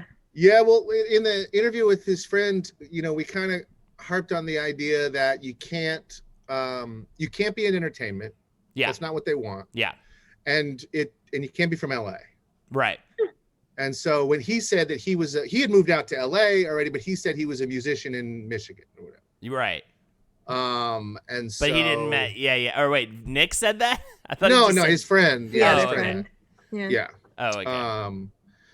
And so yeah, I won some Prada and Coach shoes on my I forget, I don't even know what they call, if there's even a name for it. Did you give them to the lady? No, they actually regretfully were no longer available. But they were $2,100 in shoes. And so they said, or $2,200 or something. And then they said, sorry, they no longer have them. So we're just going to send you a check for $2,200. That's amazing. Take it. Thank you. That's huge. They were the ugliest shoes. If you're out there, Google Prada men's driving shoes. And tell me if these are not the ugliest pair of $600 shoes you've ever seen in your stupid life. I will pop this up. By the way, how dare I assume that these were women's shoes just because they were Prada. Yeah, well, they were men's and women's. 3 men's Prada and 3 women's Coach. Okay, so shoes. These appear to be. Equally so I popped ugly. it up on the stream here. By the way, a lot of love for Plinko in the stream. These look like they kind of look like penny loafers a little bit. Yeah, those are horrible. Those are awful. You would never pick those out in a store. I'm insulted about the slides situation going on with like fancy shoes too. That just makes me. I think slides are like one step up from Crocs, which are also trying to make that cool. Celebrities are fucking R-worded, bro, on a level that I will never understand. I'm sorry I did slides just now. I know that you love your slides. What do you mean? No, why would I look at shoes you have pulled up? A house of mirrors. Release me. Shoot me. Kill me. Because earlier I saw that there were shoes. Say hi to Nick, Lexi. Hi, Lexi. Good to see you. It's a very professional stream I'm trying to do. Sorry about your coat. Holden peed on it. I didn't I know. piss on It's it. the I only it in the logical closet. Sorry, he thought your coat had been bitten by a jellyfish. Yeah, these are fucking ugly ass shitty shoes, bro. They're not cute at all. No, and I hate the bottoms job. with those pads. Ugh. And I just get mad because I see like famous like rappers and stuff wearing Crocs, and I'm just like, come on, guy. Like, I get it. You know, Ed was at a party one time full of hipsters, and I won't say who it was. A mutual friend of ours who's like super hipstery. Said that like a couple of friends came up to him, and Ed was just wearing like a Dolphins jersey and slides, and they were like, "Is he doing like normcore?" like they thought he was like just purposely dressing like a fucking Like it had person. to be Whereas that's ironic. just the way Ed dresses. It couldn't He be just dresses genuine. like a complete animal. He just never considered clothes. Yeah, he just doesn't think about. I'm trying to think of who your hipster friend is. I'll tell you afterwards. Cena. It's Cena. Not Cena. Good guess though. That's a pretty good guess. He's in LA now. No. Wait, actually, did he come back to New York and then he's gonna move to LA? Either way. Oh, geez, that's too much info about Cena. There's a lot going on with Cena right now. He broke up with his ex several years ago. Got married to a new woman. She's great. You know. The ex kind of had some issues. He broke up with his wife. Yeah, for sure. Yeah, He makes love to his wife. I make love to my wife. There's no questions here. This is the most confusing update on Cena I've ever heard. Guys, you know he got married? Well, he broke up with a girl before he met her. Yes. He had multiple girlfriends before he met his now wife, but he definitely... What a weird way to do it. They were together for a long time. They're the woman he was with before. Also, we had Cena last week. Also, here are the incentives for this week. Again, $5, we will do an animal impression of your choice. $10, you choose one of us to perform a karaoke song of your choice. Who knows? Maybe we could even get Nick to sing a song, but it's up to you. It's fully consensual karaoke here, okay, Nick? Oh, you know I'm Mr. Karaoke. I know it. That's right. You're a DJ. Here's what I do on streams. I yes and I sing when I can. How many streams are you doing? Oh, is that why you couldn't do this stream for over a month? You're doing everybody else's streams. No, we did a Twitch episode of Get Rich Nick, and we went on Gloop Dog. Okay. His stream, and he's specifically a karaoke game streamer. Weird. Oh, So, you just happen to have done karaoke on a different stream. That's Well, it's really weird because we did a stream for an hour and then we only sang one song and my microphone had technical difficulties. So I literally didn't sing it at all. Also, thank you for posting it again. It's so impressive, too, that you're on Earwolf, because Earwolf's like a legitimately... Oh, we left Earwolf. Why does it still say www.earwolf.com/shows/GetRichNick? Because they still claim the shows that they paid for. Okay, but are you putting out new episodes still on their website? We are still putting out episodes. No, if you look on their website, you'll notice that our show ended in April. Oh, well, what's the other link? It's just GetRichNick.com. It's our own website. Well, that's not complicated at all. Well, no, and I will forgive you because if you Google Get Rich Nick, the first thing that comes up is the Earwolf website where we were and where we are no longer. Because it is very difficult to make money on Earwolf. Yes. I'm gonna say it out right now. They were good for getting an audience. Gotcha. But for making money, they are only concerned with Conan O'Brien. Yes. Okay, I could see that. So no advertising or anything like that. So we there were some, but we were just like always in debt to them because of all their marketing. You gonna do you probably have a pretty decent listenership. We don't have to talk numbers here. We don't have to fucking measure dicks here for podcasts. But I would assume, I'm guessing maybe a Patreon is in order at some point or something like that. Yeah, we have a Patreon. Of course we have a Patreon. Great. You can get it at patreon.com/GetRichNick. And I gotta say, people always comment on our Patreon that we do one every week. Because apparently a lot of Patreons, the people aren't doing them. Really? I think so. People just do a Patreon and then they're like, oh, we said we're going to do one a week. We'll do one a month and one every 2 months. That is because I also do at least a bonus episode a week for my Wisdom the Bruiser Patreon, and for Page 7, I do a weekly bonus episode you know, that involves work. Like I have to watch a lot of television in order to, like, you know what I mean, and stuff like that. But to me, the most important thing is, you know, besides like obviously putting out a good main podcast, the most important thing is to be consistent with those bonus episodes, because that is the means for the money that I'm receiving from these people. So it blows my mind that people are telling you that other people don't just fucking do the work. Like that is pretty gross. Only because, if people are going out of their way to support you, you know, I feel the pressure. Certainly, like I feel the need to do a good job if someone commissions If I me skip to a do work. stream, I feel like an asshole. Like I couldn't even, and I'm not, you know what I mean? Because people subscribe to this channel for $5 a month. You know what I mean? I frequently appear on a friend's Patreon that I had to bully him into paying me. Like a friend's Patreon, like a podcast about friends. I know you're not kidding, but that's really funny. No, a friend of mine who has a Patreon for his podcast. I just did it with him this week, and I hadn't done it with him since the beginning of August. And I was like, so who have you been doing your Patreon with? And he's like, oh, no one.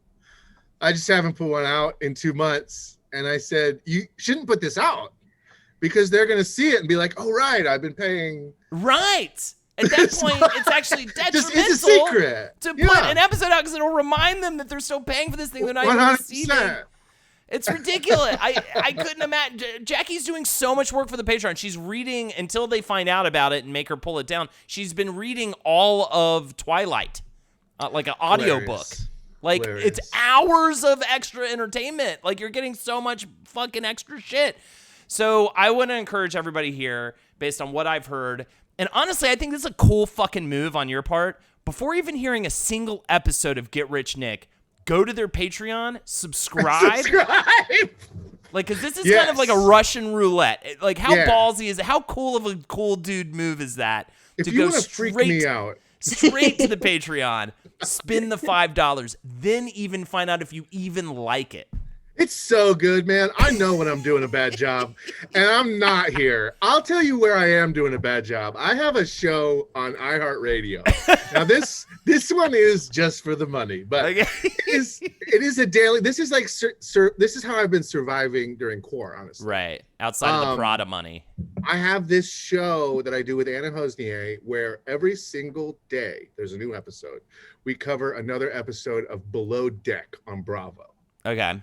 If you don't know what this is, it's a show about super yachts, or not super yachts, luxury yachts, where the show is about the cast. The cast is the people who work on the boat below the deck. Oh my God. And then every episode, a different charter comes on.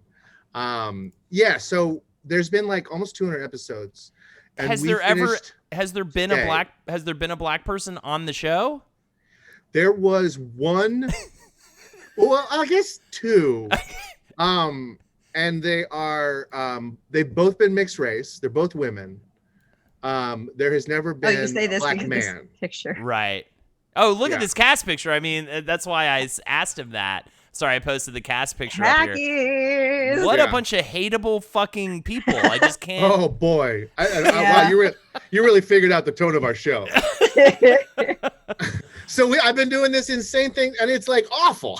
It's just every day, and usually we'll do like 2 in a day, and then literally 3 hours ago we caught up with the show, and it's no longer like this daily nightmare. It's called Deckheads, and if you want to see 2 people just fully lose their minds, I'm sure a lot of shows cover that topic, but this one covers it. It reminds me of one of my favorite podcasts I listened to, at least the first season of it. They watched it's called The Worst Idea of All Times. 2 dudes out of, I think, New Zealand or Australia, and they watched No difference. They watched this, right? Same difference. Hobbits or Crocodile Dundees, pretty much the same, but either way. Still Crocodile Dundee. They've done a lot since then. But remember when Australia was cool in the 80s, how weird that was? Like, Australia became like weirdly cool, like so stupid. Young I've never Einstein? been, but I think Australia's pretty cool. No, but it became like hip in the 80s. That's how lame the 80s were, that Australia became a hip concept. I think surfing also really. But either way, What the fuck was I even talking about? Oh, it's called The Worst Idea of All Time. They watched the same movie once a week for a year straight. And that movie, what is that? And that movie was Grown Ups 2.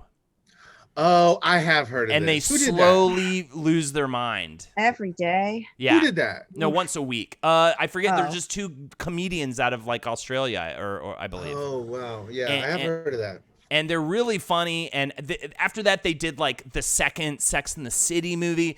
And you just slowly watch them lose their fucking minds. And it's so much fun, too, with that concept that like they would just, after a while, they would just start to pick out weird little details. Because when you watch a movie that much, you just start getting obsessed with like tiny little things in it. But also like one of the guys like had a terrible year, like he lost his girlfriend and like all this stuff. So you gotta hear this guy like sort of go through it while he's just torturing himself with this terrible fucking movie. So I highly recommend that. But also this iHeartRadio thing sounds fun. Is there a way for people to access it, or is it? Yeah, I mean it's called Deckheads. It's a podcast on the podcast places. Nice, Deckheads, awesome. What are you there's doing nothing now? Exclusive to it. So anyway, that is it's been this horrible daily show, but on November 2nd it starts the new season, and now that we're caught up, it's going to be a weekly show where we can actually like have guests, and we're not like just I'm literally trapped in this closet. Like I'm in this tiny closet all day talking about Below Deck. Terrible. And now it will no longer be my little secret, even though the show is out. So so if you're doing that show on the daily, what is your watching schedule like of this awful show? Yeah, well, that's the thing. It's 4 hours a day. Like, because we'll usually do like 2 Wednesday, 2 Tuesday, 2 Wednesday, 2 Thursday, and 1 on Monday. And so most of the days it's like 4. But the thing, you know what the scam is that iHeartRadio, they wanted me to incorporate to get the advance for doing the show, and incorporating was insane because it's a dumb idea. I don't make any money. I'm not incorporating, and so they said okay, as a workaround, they would pay me minimum wage on top of the advance. So every time I do an episode, I bill them for 4 hours. And it's just like bonus money, and it's the greatest. You got to do it, though. That's great. We're all hustling, man. At least you're not fucking pushing pencils and shit. And I want to talk to you about that because... Oh, I do want to say there was more money. That's the bonus money. That's the bonus money. Yes, that's not the money. Yes. Yeah. But either way, I do want to talk about, because I brought this up in the stream before about how we met, that crazy temp job. Where we had to gut an office during the recession. We had to gut this sad office floor of all of its like stuff, like desks, everything in the desk. Nick, I didn't realize you were also doing that with him. Yeah, man. That's how y'all met. That was one of the greatest jobs that I got, especially because so we would just go through and we were like emptying these desks. Yes. And every desk had an emergency pack. And then every emergency pack had a glow stick in it. Yes. And I took the glow stick out of every pack, out of every desk, and it was like 100 of them. And honestly, I have no idea what I fucking did with them. But I do remember just carrying them around to different apartments because I didn't have an idea that was good enough to use them. I remember we found, and I think you were kind of like, whoa, this guy's intense, because I remember we found a big bottle of rum, because they were like, first of all, they were like, you just need to clear. The first day or two of the job was fun, and then it became incredibly dangerous as we were clearly being controlled by or managed by people who had no idea how to safely eject giant pieces of metal and wood safely from this floor, and we're not construction people, and we don't know what we're doing, and like they're we're putting like giant desks on multiple dollies, they were so we can and they would just scream at us, and then we found the bottle of rum and we went to Chipotle for lunch and got sodas and brought them back, and we had rum and cokes. Yeah, and we lunch. had rum and cokes. I also got, I believe I still have that Trivial Pursuit board game that I got from that job. And I remember at one point we were like racing. It was like a montage. It was like a cute, meet cute montage of us like racing desk chairs and like shooting like rubber bands across. You know what I mean? It just every now and again they'd come up and be like, "You guys still here?" We're like, "Yeah, we're still here." Just getting hammered the middle of the day. That's so fun. That was so much fun. But it was definitely a job that progressively got worse and more dangerous as the week went on. And we had that dude who I don't want to call out because I'm afraid he's standing out front of my apartment right now with a knife in his hand, but we worked with him. And then he ended up being really crazy, even though I did enjoy working with him. The guy that our friend. I can't think of who you're the guy that set of. off the smoke bombs, like legit military grade. Type it to Carly. I'm not sure you would recognize I don't know if his she name, knows him honestly. anyway. Like it was just a fucking weird alt comic. Was it a comedian?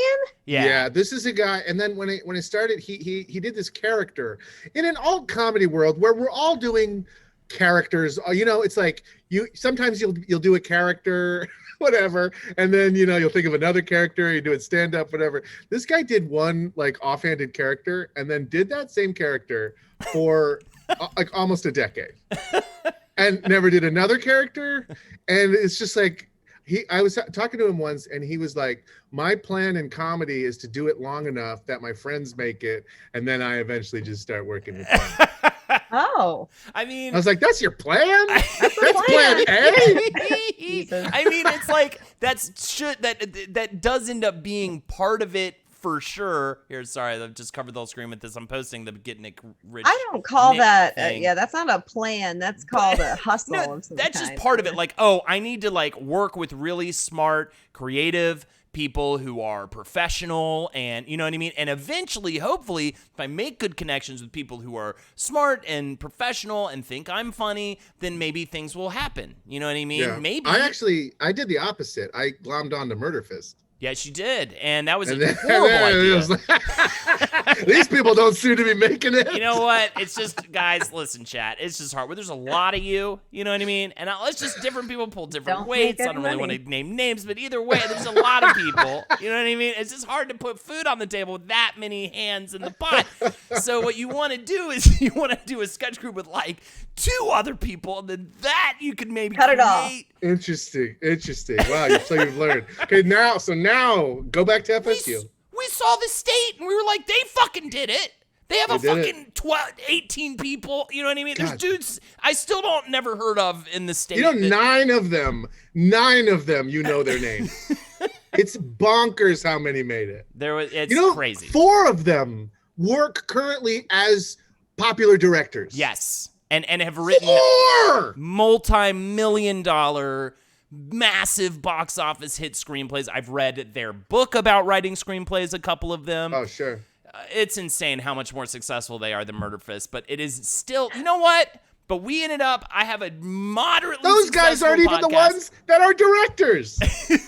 That make the most movies. It's bonkers. That's so crazy, dude. The state's great, man. You can't knock the state, but man, I'm just gonna say sometimes late at night, I stare into the bottle. You know what I mean? I think about my 20s a little bit. You know what I mean? Yeah. But no, I feel great now. I actually really love the path I took. I'm glad I didn't go to Harvard. I'm glad I didn't get a writing job on The Simpsons and, all the sort of jobs that I had really wished I was on. You know what I mean? I thank God every day my pilot didn't make it. Oh, you got so close too. It was So close. So and how many? What's her name was in it? Parker Posey. Parker Posey. How do you not get it? Parker Posey's in it. You must get it. Parker Posey's in it. I'm done. I'm in. I guess it wasn't good enough. Brutal. Sounds like a mistake. Yeah. Brutal. Well, what are you gonna do? Because here's the problem. We don't care.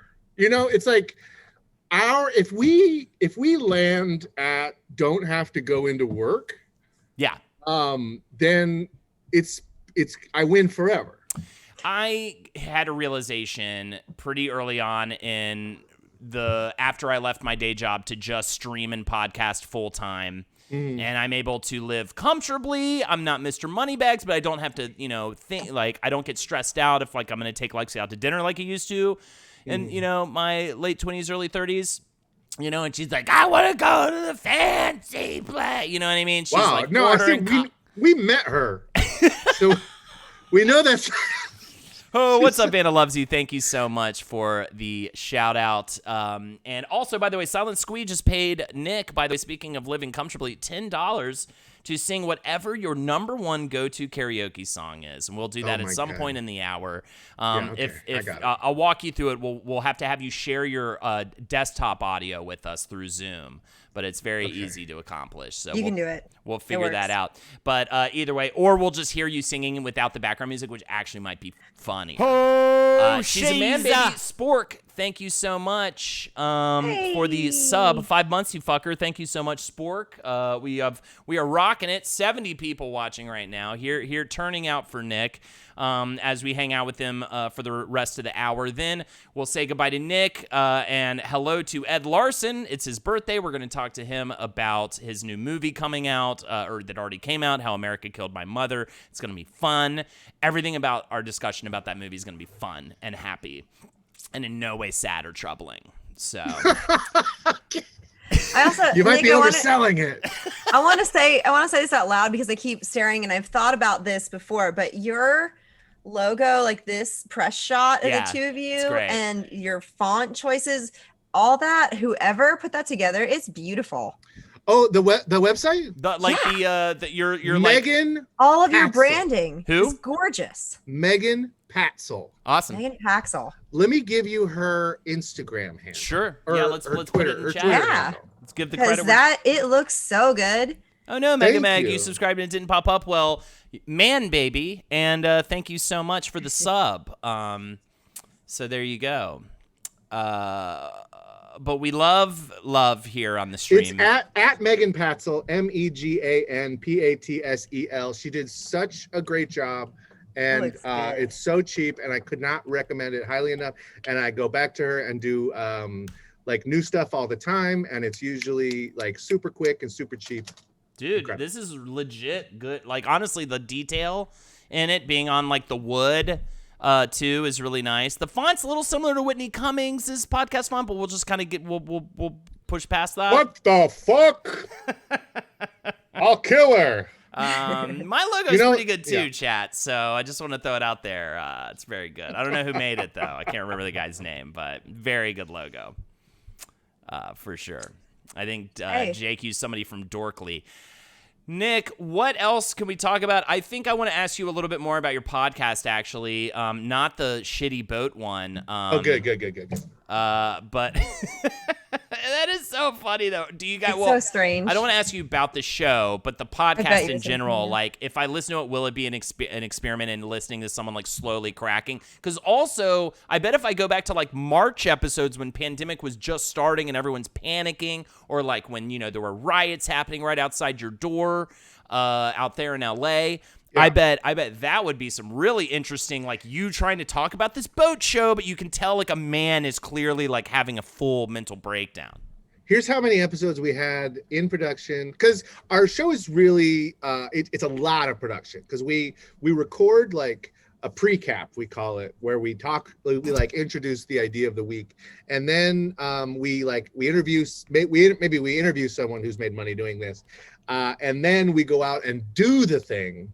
And then we get like field audio from that. And then we come back in the studio and do like a recap after we've done the thing. And so there's like, we're at different stages with a bunch of episodes all the time. Yeah. And we were in the middle of 6 different episodes we could no longer do when coronavirus. Yeah. Oh, forget Rich Nick. Yeah. I was talking about the boat show, but this as well. Oh, the boat This as well. show. You're doing a show about how to get rich quick in a situation where everybody is like, fuck, man, I can't even get, a weekly paycheck to pay my bills. You know what I mean? Yeah. So it was bonkers. And then my first big one after coronavirus was Instacart, where that was like, I went out the week where we all thought we were going to die if we went into a supermarket. And so like I did it that, and it's like bonkers panicky about going into a supermarket. And you could just like hear all the fear of that point. But yes, the boat show is people, it's like also coronavirus, also quarantine, but also people being forced to talk about boats by a giant corporation. So for a while there, I had to watch Pretty Little Liars with Jackie for Patreon stuff, and that about made me go crazy. But I think that I would take that. I would take twice that over what you're describing. I think. I will say that if you want to watch Below Deck, the beginning seasons are trash because they didn't know how to make a reality show yet. But some of the best reality shows I have seen are the last 2 seasons of Below Deck Med. Okay. They are incredible. Below Deck Med. Here's how they break down. Below Deck. Yeah, there's spin-offs on this franchise. Who's fucking watching this thing? I've never heard of this before. So then Below Deck Mediterranean is like SVU. It's much better and will last longer. And then they have a new one called Below Deck Sailing, which takes place on a sailing yacht. And that they've only had 1 season of that, and that's kind of like Law and Order: Criminal Intent. That's for the hardcores. Yeah. Yeah. You're gonna need to watch every episode of all the other ones. In the Below Deckiverse. Yeah. Is it all leading up to like a big? All the boats come together in like a big summer blockbuster called like. It's like. I can't. Like, it's fun to make fun of, and believe me, that's all I've done, and I get paid to do it. Yeah. But it's also, it's like.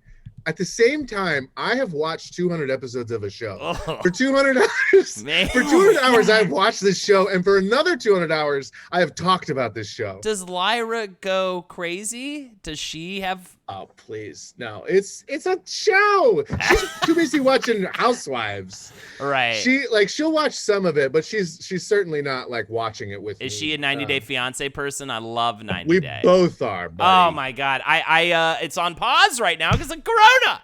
But I've been watching. Have you been watching the Darcy Stacey show? No, I hate Darcy, and I always pass forward Darcy. You know what? You should go jumping on. You can't give me this. They make too much content.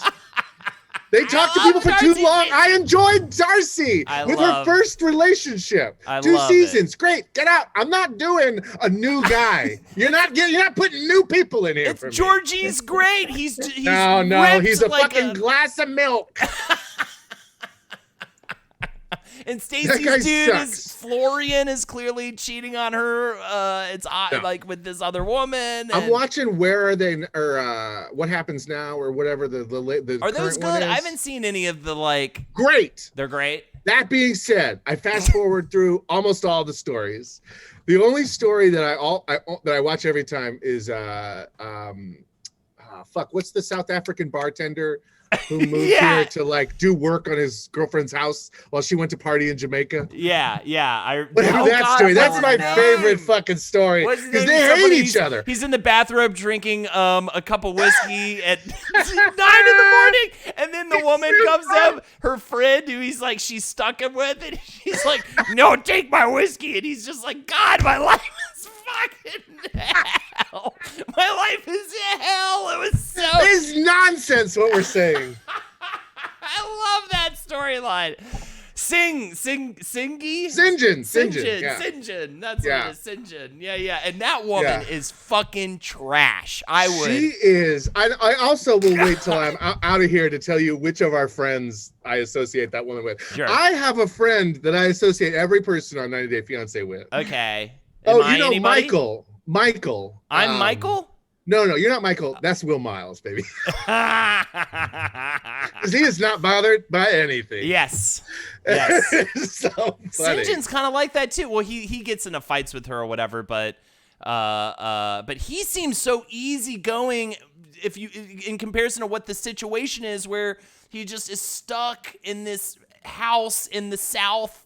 And he's got no money and no job. And she's just like, yeah, I'm going to go on like a personal find myself retreat for 6 weeks or whatever it was. And he's like, what? I'm here for 90 days and you're going to go to Jamaica for 30 days? That's so and then she told him that she knows he's not her soulmate. Right. Right.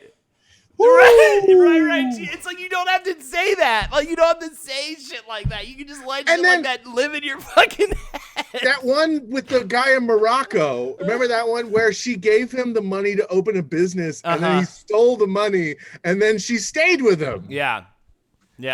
Or remember the guy, what was her name? Literally her name was Evelyn, right? And the guy gets there and she's just he's like, hey, I'm at the airport. I've been waiting for hours. And she's just like, yeah, I'm just not coming. There's like a bus to a train you could get. He's just like, I just flew here. And this is like a normal thing that happens on the show where the guy or woman gets there and then the person literally just doesn't show up to pick them up. It's like, I just traveled for 20 hours on a plane. This is one of those shows they treat it like an Amazon package. Yeah. Yeah. You got it. This is one of those shows where you're always like, was this producer? Did the producers make a deal? Because every time they go get somebody, they bring them home and their house is a mess. And it's like, you got someone from Russia and you couldn't clean up your bedroom? She flew from Russia. You couldn't spend 10 minutes. But I also love the woman recently who went to Ethiopia and she's like, ew, Ethiopia is like dirty. And you're just like, you're in Ethiopia. You don't want to go Wikipedia? You don't want to just look and see what life is like? Yes.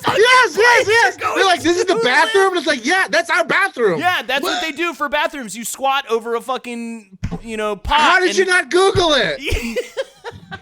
You're right. Expect if I'm traveling to, oh my goodness. You talk to someone on the phone 20 hours every day. They didn't mention the toilet. Do you follow them on Instagram too? No, everyone. How often people are like, "What are your toilets like?" Yeah. I mean, definitely, if I'm going to Ethiopia, a big thing I'm going to look up is just like, what do I need to do to protect from their whatever they've got over there for diseases? What is like, what is going to the bathroom like? How do I order food? How do I, you know what I mean? Like, how, what do we do here? What do we do? Yeah. And I feel like I'm it's just actually imagining. Holden, I know we did some traveling together, but current grown-up Holden, would you say you're fun to travel with? I think I'm actually, I know you're trying to frame this like I'm Mr. Diva, but I am actually I don't think you're a diva. pretty low key and prepared, and like I will say that, and yes, it's hard when things don't go exactly how I need them to go. But going really quick, I will say this, Nick, have you taken it to another level? Have you watched Love After Lockup? You mean Life After Lockup? Because they changed the name inexplicably. It's so confusing. It's the same show. And I don't know why. It sounded like they were going in a different direction. But yes, no, I'm very into it. I watch everything. There's nothing I haven't watched. It's my second favorite prison show after 60 Days In, which is I haven't seen that. Incredible! Yeah, what's that on? It's idiots who think that they could go into prison and like they're gonna rule the day, and they go in and get punched and then beg to come out. And it's on A&E, and they've had like 6 seasons, and it's incredible because especially the later seasons, everybody always figures out that they're from 60 Days In because they're in prison, and all they do is talk to each other, and they like it's so good because just people you want to get punched go into prison and get punched. Right. I love it. I need that in my life. Also, Becca got back. I just went, where do you guys watch Love/Life After Lockup? I'm going to go ahead and throw it down. Lexi, I paid an absurd amount of money on Amazon streaming to watch those seasons. Oh, it's on one of the channels if you have a cable login. It's on like TLC, I think. I just do subscription stuff now. Well, I'm pretty sure it's TLC. TLC, right? I have the app, but I need to I don't have the app on my smart TV.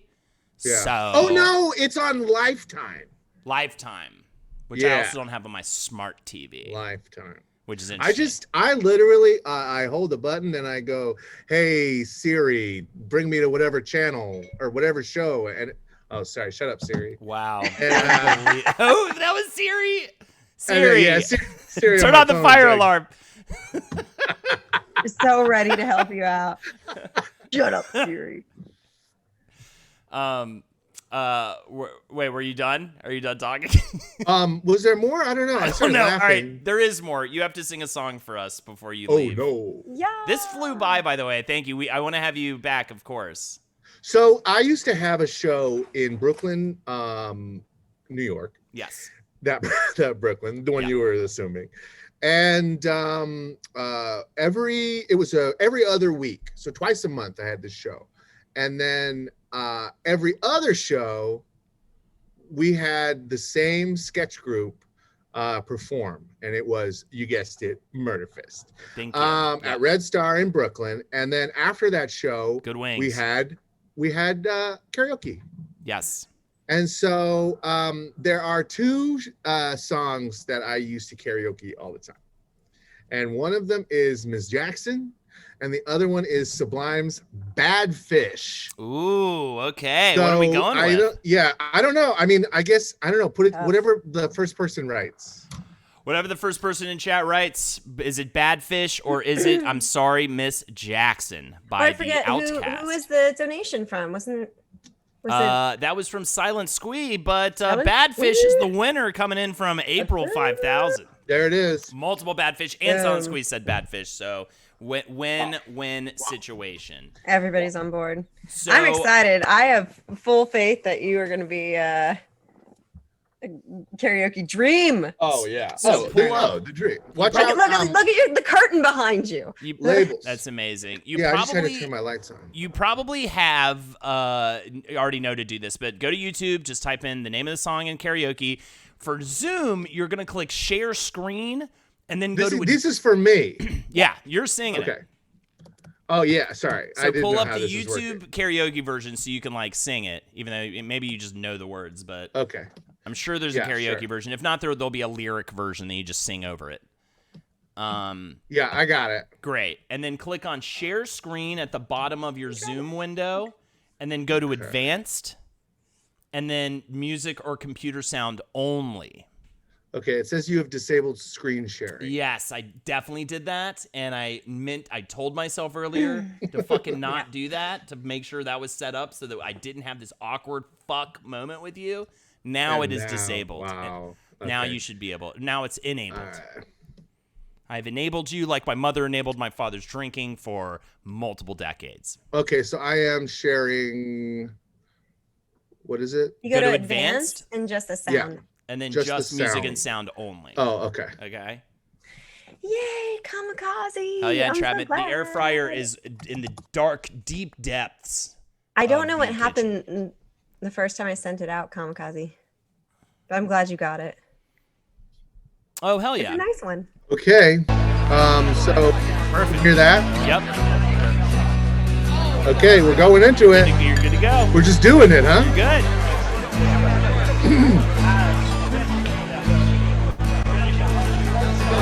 I'm already ready. Yep. You're too ready, man. You gotta chill out.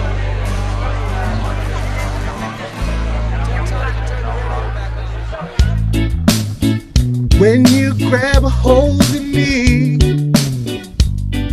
tell me that I'll never be set free. But I'm a parasite, creeping crawl, I step into the light. 2 pints of booze. Tell me, are you a bad fish too? Are you a bad fish too? Ain't got no money to spend. I hope this night will never end. Lord knows I'm weak. Won't somebody get me up for this reef? You're a big blue whale. Grab the reef when all the diving fails. I swim, but I wish I'd never learned. The water's too polluted with germs. I dive deep when it's 10 feet overhead. Grab the reef underneath my bed. Ain't got no quarrels with God. Ain't got no time to grow. Lord knows I'm weak. Won't somebody get me off of this reef? Instrumental. Talking. There's not a lot left. Crowd noises. Crowd noises talking. Crowd noises. Do it again. Sing it again.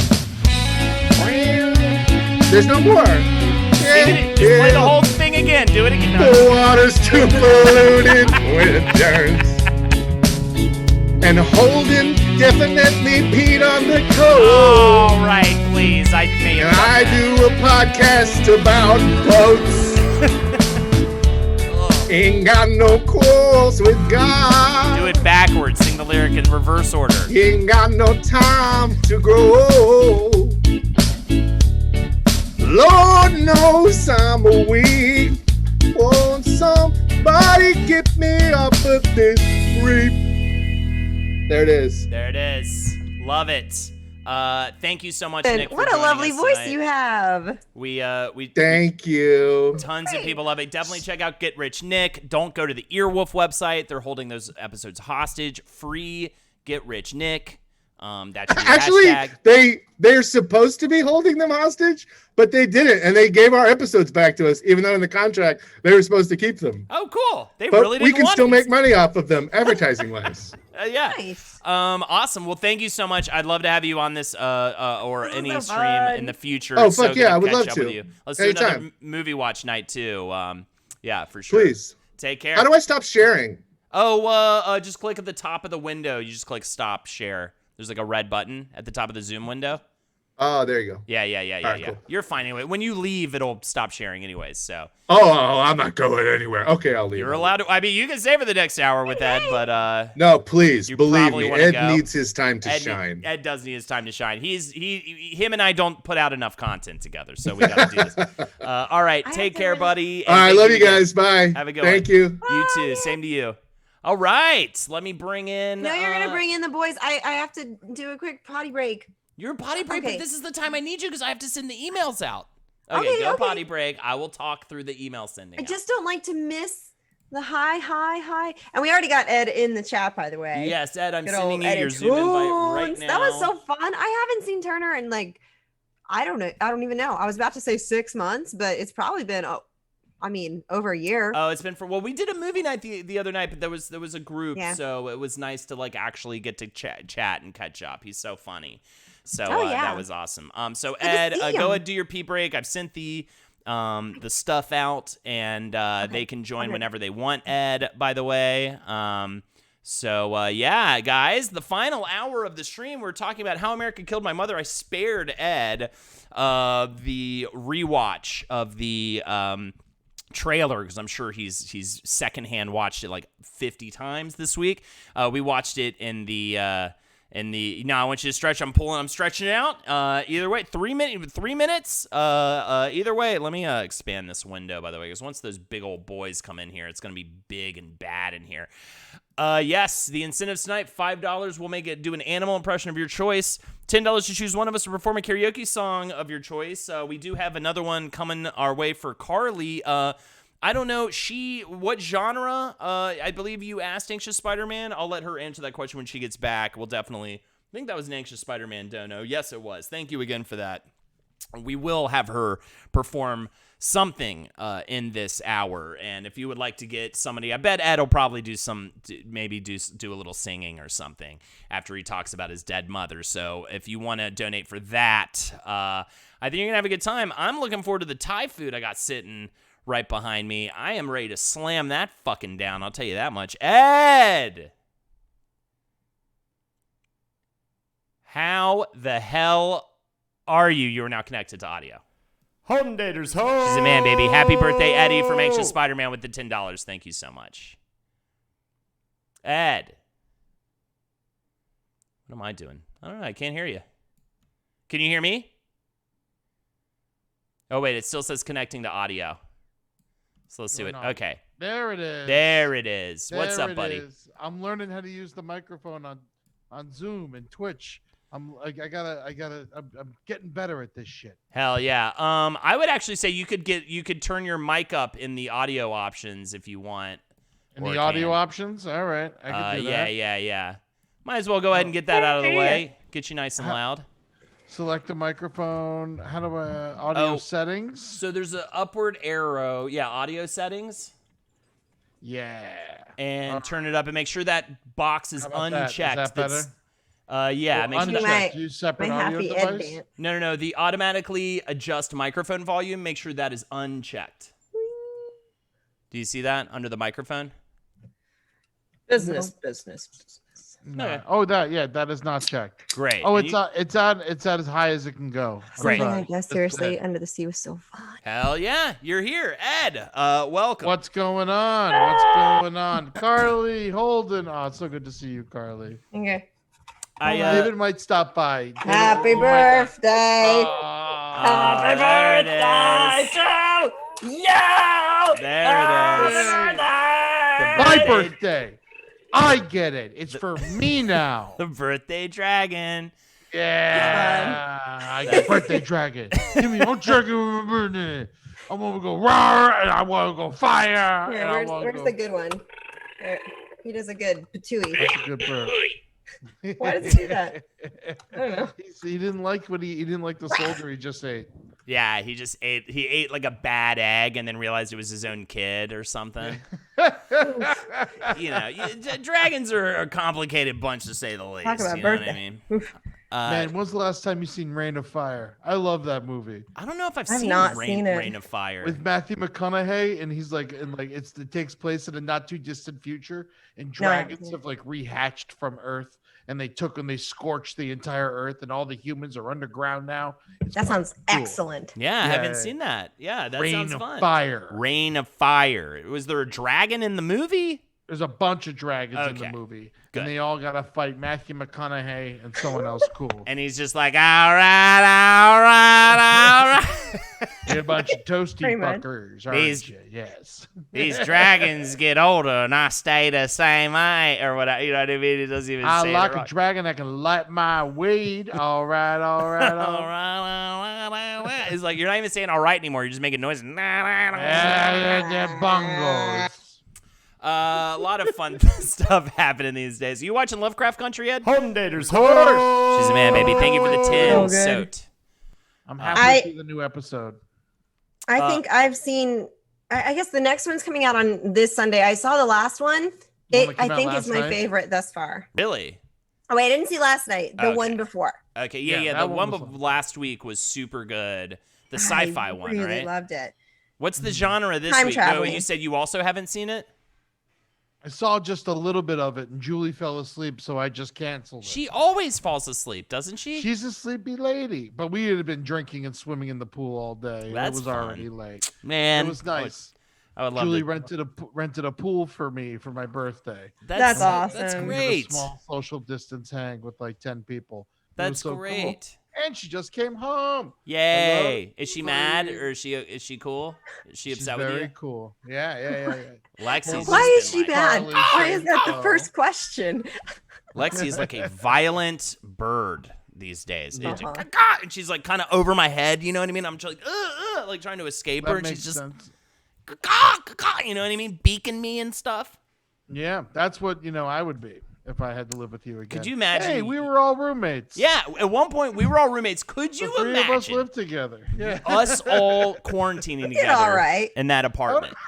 I would have been totally in that apartment. No, but us quarantining together, I think would be fine. Yeah, I think it'd be all right. Oh, by the way, we got a donation in from Soat, I believe it is. Let me pull this up. Anxious Spider-Man who just said happy birthday, Eddie, with the 10. What do you think, Eddie? Look at me drinking my Busch Lights now. I like a Busch regular. That's me, a copper top. But This is the beverage Mountain of Gold. the area. Yes, of course it is. That's the only thing you can get around there. And They Soat, love that shit. Soat donated 10. Can we get Ed to sing Just a Friend by Biz Markie? Would that be something you'd that'd be be willing to do fun. for us, Ed? Oh, I could do that. I can do Yeah. that. Are you able to do a screen share with me to make it easy for me? Yeah, Holden, you're going to or- share your audio with me, and I'm going to walk you through that.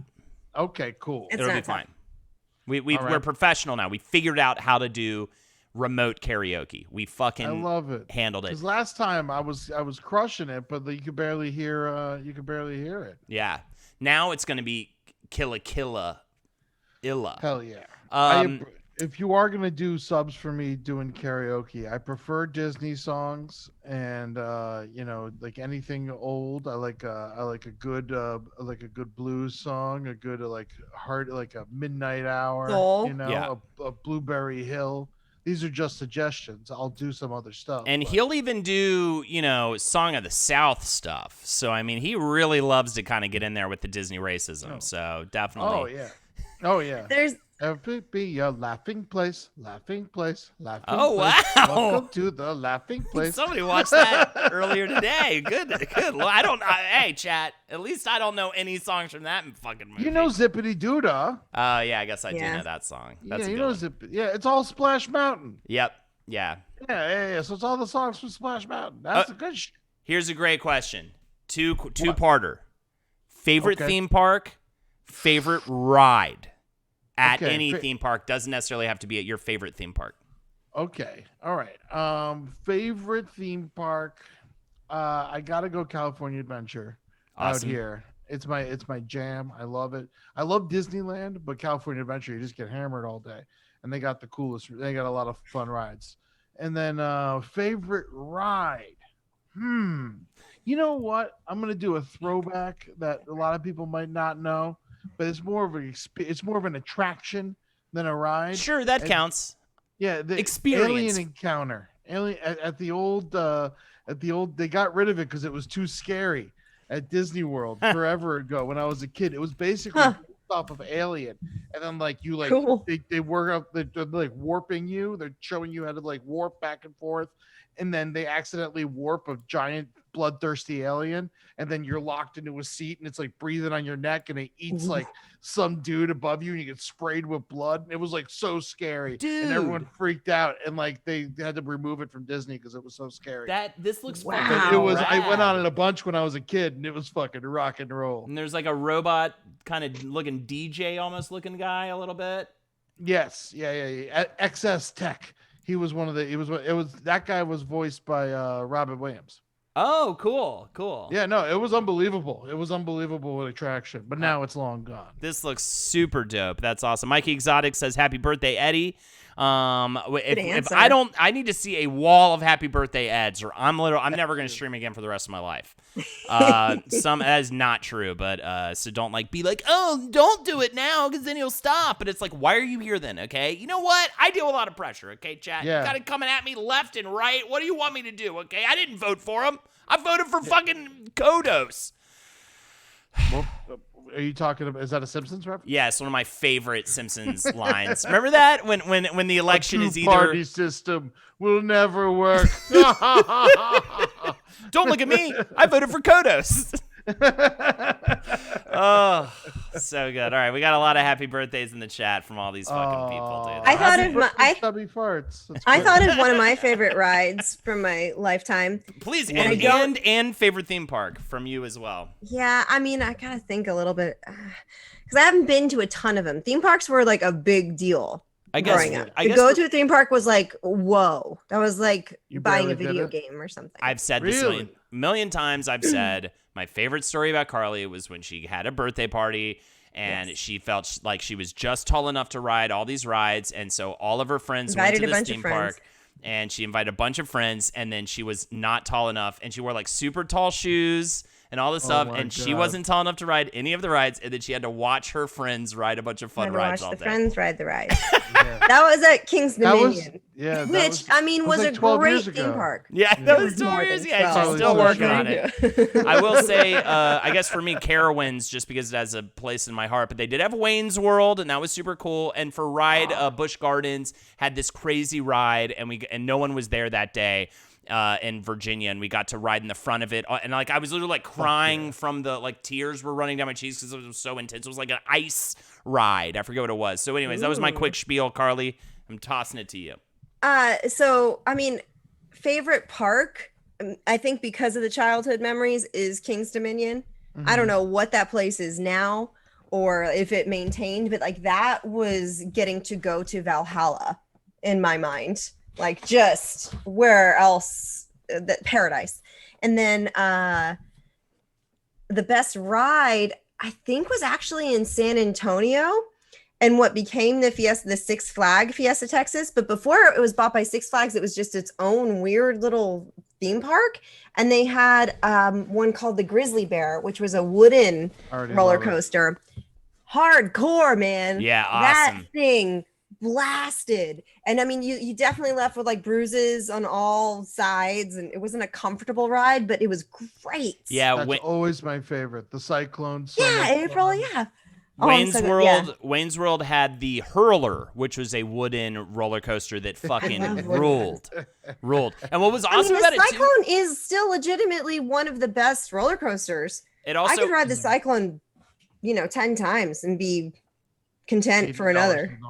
They had I'd be a little broke, but it's very good. Wayne's World had a rock shop where you could buy lighters with weed leaves on them. It had, which was so cool, and it had no stairway sign in it, and it also had, what was it, Stan Mikita's or whatever, the revolving like hockey player. Where Al Bundy worked. But it was I would always get lunch there. 'Cause they had like. Why did they come to me to die? Why did they come? That's my favorite line in the whole. Why did they come to me to die? That actually, I think, is in Wayne's World 2, and it is probably my favorite line of the whole franchise. That is. Did you ever? Where was that? Was that in Texas too? But I went to a Wayne's World theme park zone. Carowinds. It was there for years, and I think you mentioned King's Dominion, and I think those were Paramount partnered, right? I'm pretty Kings sure. Island as well as it was a Paramount park. So it might have been that you one. You could go to the burger place that they went to in Wayne's World. Yeah. So that that's the place with cool. the hockey player, and I super loved. I would always get my food there because they did like really good cheesy fries. But either way, we're not here to talk about that. We're here to talk about Ed's fucking dead mother. So let's get into it. But theme parks are so much fun. No, we don't have to dwell on them. I know you've been doing a lot of like press style shit for the movie, but no, I'm totally down to talk about anything. I literally, I'm fresh off a Reddit AMA, so I'm gearing up, and everyone's like a lot sadder than me about it, so it's fine. How did it go? You did an AMA? That's great. Yeah. It was a lot of fun. Cool. I had a good time. I probably did like 70 questions or something in an hour. It was great. Awesome. Whoa. Yeah, I'd never pumped. Yeah. But and then hour 15 minutes. Who's counting? But I would say the one thing about theme parks, and relating back to my mother. Is that now, like, because we used to go to Disney all the time. Because I lived 2 hours from Disney World, and I had season passes growing up, and like sometimes my mom would wake me up and for school, and she'd be like, "We're going to Disney, fuck school," and like we just go to Disney, and it was so much fun. And so like years went by, and my mom passed away, and then we moved out here, and I went to me and Julie went to Disneyland, and I was like, "Oh my god, this is like what me and my mom used to." And so it's like a wonderful. So now I go as often as possible. I got us passes out here, and now it's like a nice fun way to remember my mother. That's really, awesome. Like, in a weird way. It's like a really like I don't have to get sad about it. I can just like ride a roller coaster and ride the teacups and remember like how much fun we used to have there. And so I think that's like something that like everyone can take from like the pain of losing a parent or a loved one, is that you just do the shit you guys used to do together. Yeah. And that's how and like if you're thinking about them. Great. So Roundtable's coming back. That's what you're saying? Yeah, I mean, get out to LA and it's coming back. I would hope so. I feel like I don't, you know what I mean? You're the missing link, bro. At this point, right? Roundtable coming back. Either way, real quick, the apple cart, who is Evan, by the way, your old neighbor in college, Ed. Rossi. Asked if Ripley's. We had him on the show too. Yeah, we had him actually on the actual stream. He asked if Ripley's Believe It or Not counts. I don't think it does. I think it's its own category. But was there a particular Ripley's Believe It or Not experience or just actual museum? Because I know there's a ton of them that you. There was a Ripley's across the street from the Alamo in San Antonio, which is where I went to high school. If anyone's wondering why I'm talking about Texas. But it had a big robot dinosaur, and I will say that was pretty cool. And you could look at that for free. So I never actually went there, but I looked at that dinosaur. I've been to a million Ripley's, believe it or not, and it wasn't until I went to the 5th one that I was like, these were all the same. How many shrunken heads did Ripley really find? Dude, Springsteen, by the way, says there are almost 300 upvotes on the AMA, which is fantastic stuff. That's very Is that good? I think that's pretty good for Reddit. I literally hired somebody to like make me just like put me into Reddit and just like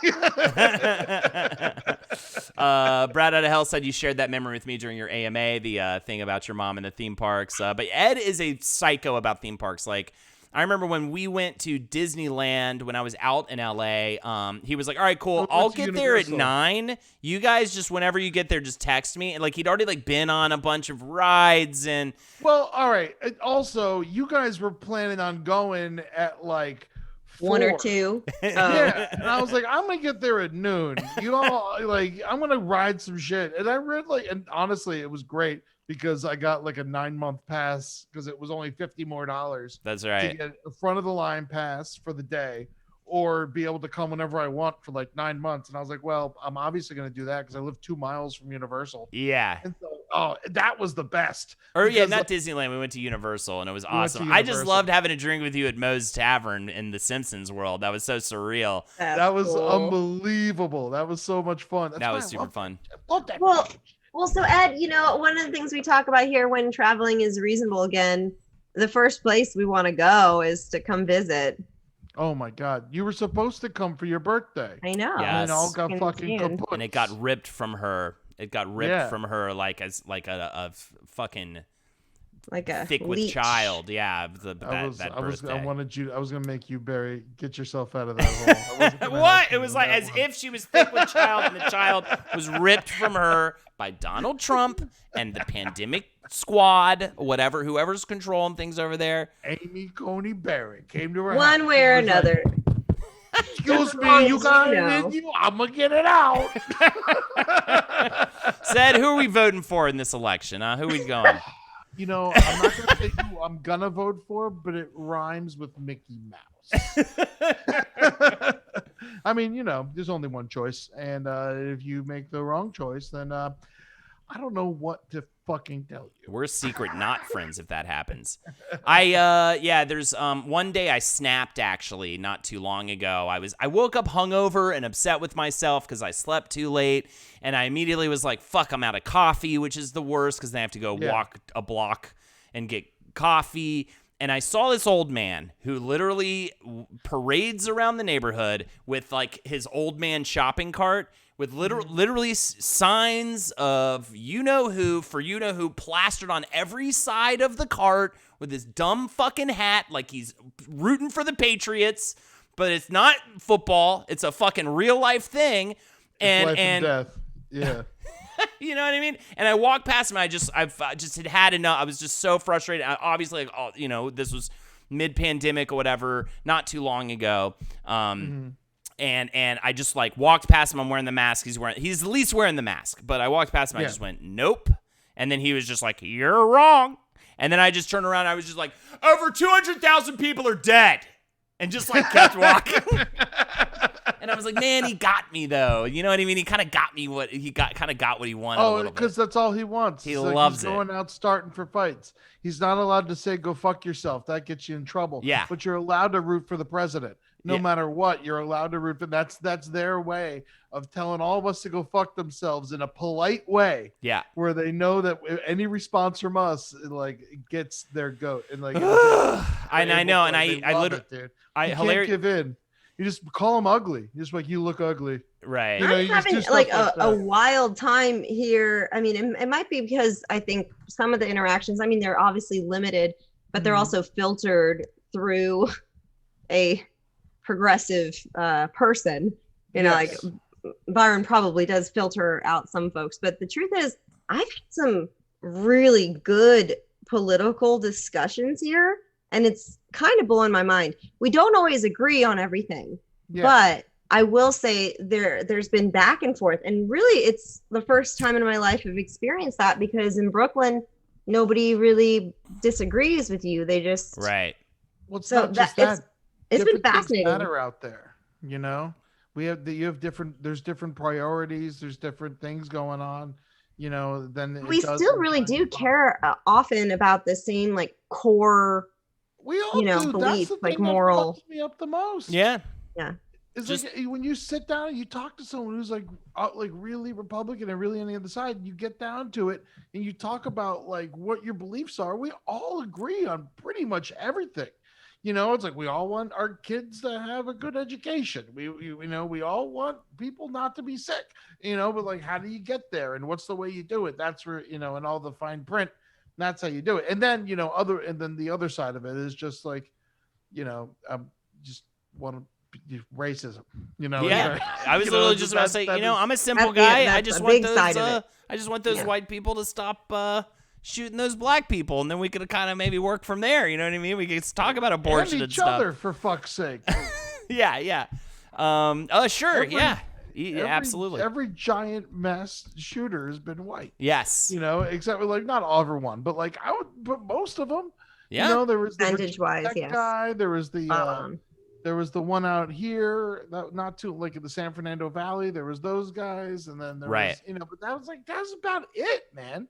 And the rest of it is just like sad ass little white dudes who fucking can't win a fist fight, and so they get a giant gun and then go out and just go start some shit, and that's just the sad fucking truth of it. I always think that. So I directed a sketch comedy group through a comedy theater in New York, and one of the guys that I directed years later. We were talking about him yesterday. Really? Yeah, he's a Proud Boy now. He's a Proud Boy now, and I keep trying. Well, I don't even know what he is anymore because I have no contact with him on social media.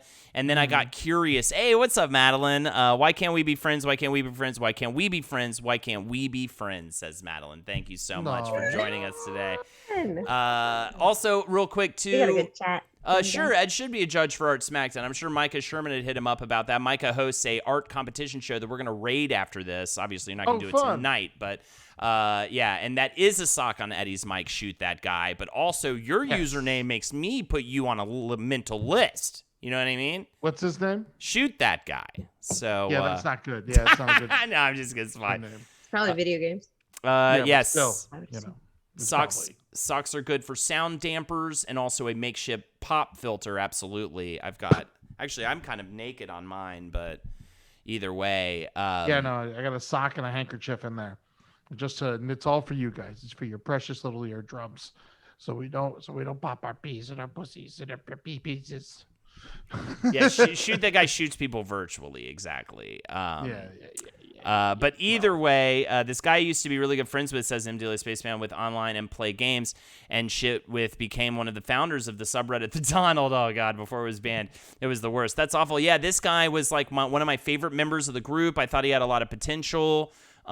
He left the group because he felt like he was mad that we wouldn't just let him say cunt for no reason in sketches and stuff, and at least kind of be like, hey, maybe just is there? It's got to be a punchline. Right. It's got to be something. It's got to be utility. You don't just randomly throw it into stuff. So people were just like, oh, why don't we cut the C word in this one? Huh? I'm not necessarily against saying that in a sketch. It just feels like just random. Not earning it. And then he went to UCB and he had a weird falling out at UCB because he said something nasty to a trans person, and all they asked him to do was apologize, and he refused because that's his free speech, guys. So he got kicked out of there, and then he decided that I'm not a successful comedian, not because I don't work hard enough and I don't have stick with itness, and I don't haven't tried everything I possibly could. No, I'm not making a comedy because of liberals. So and then he very quickly became a Proud Boy.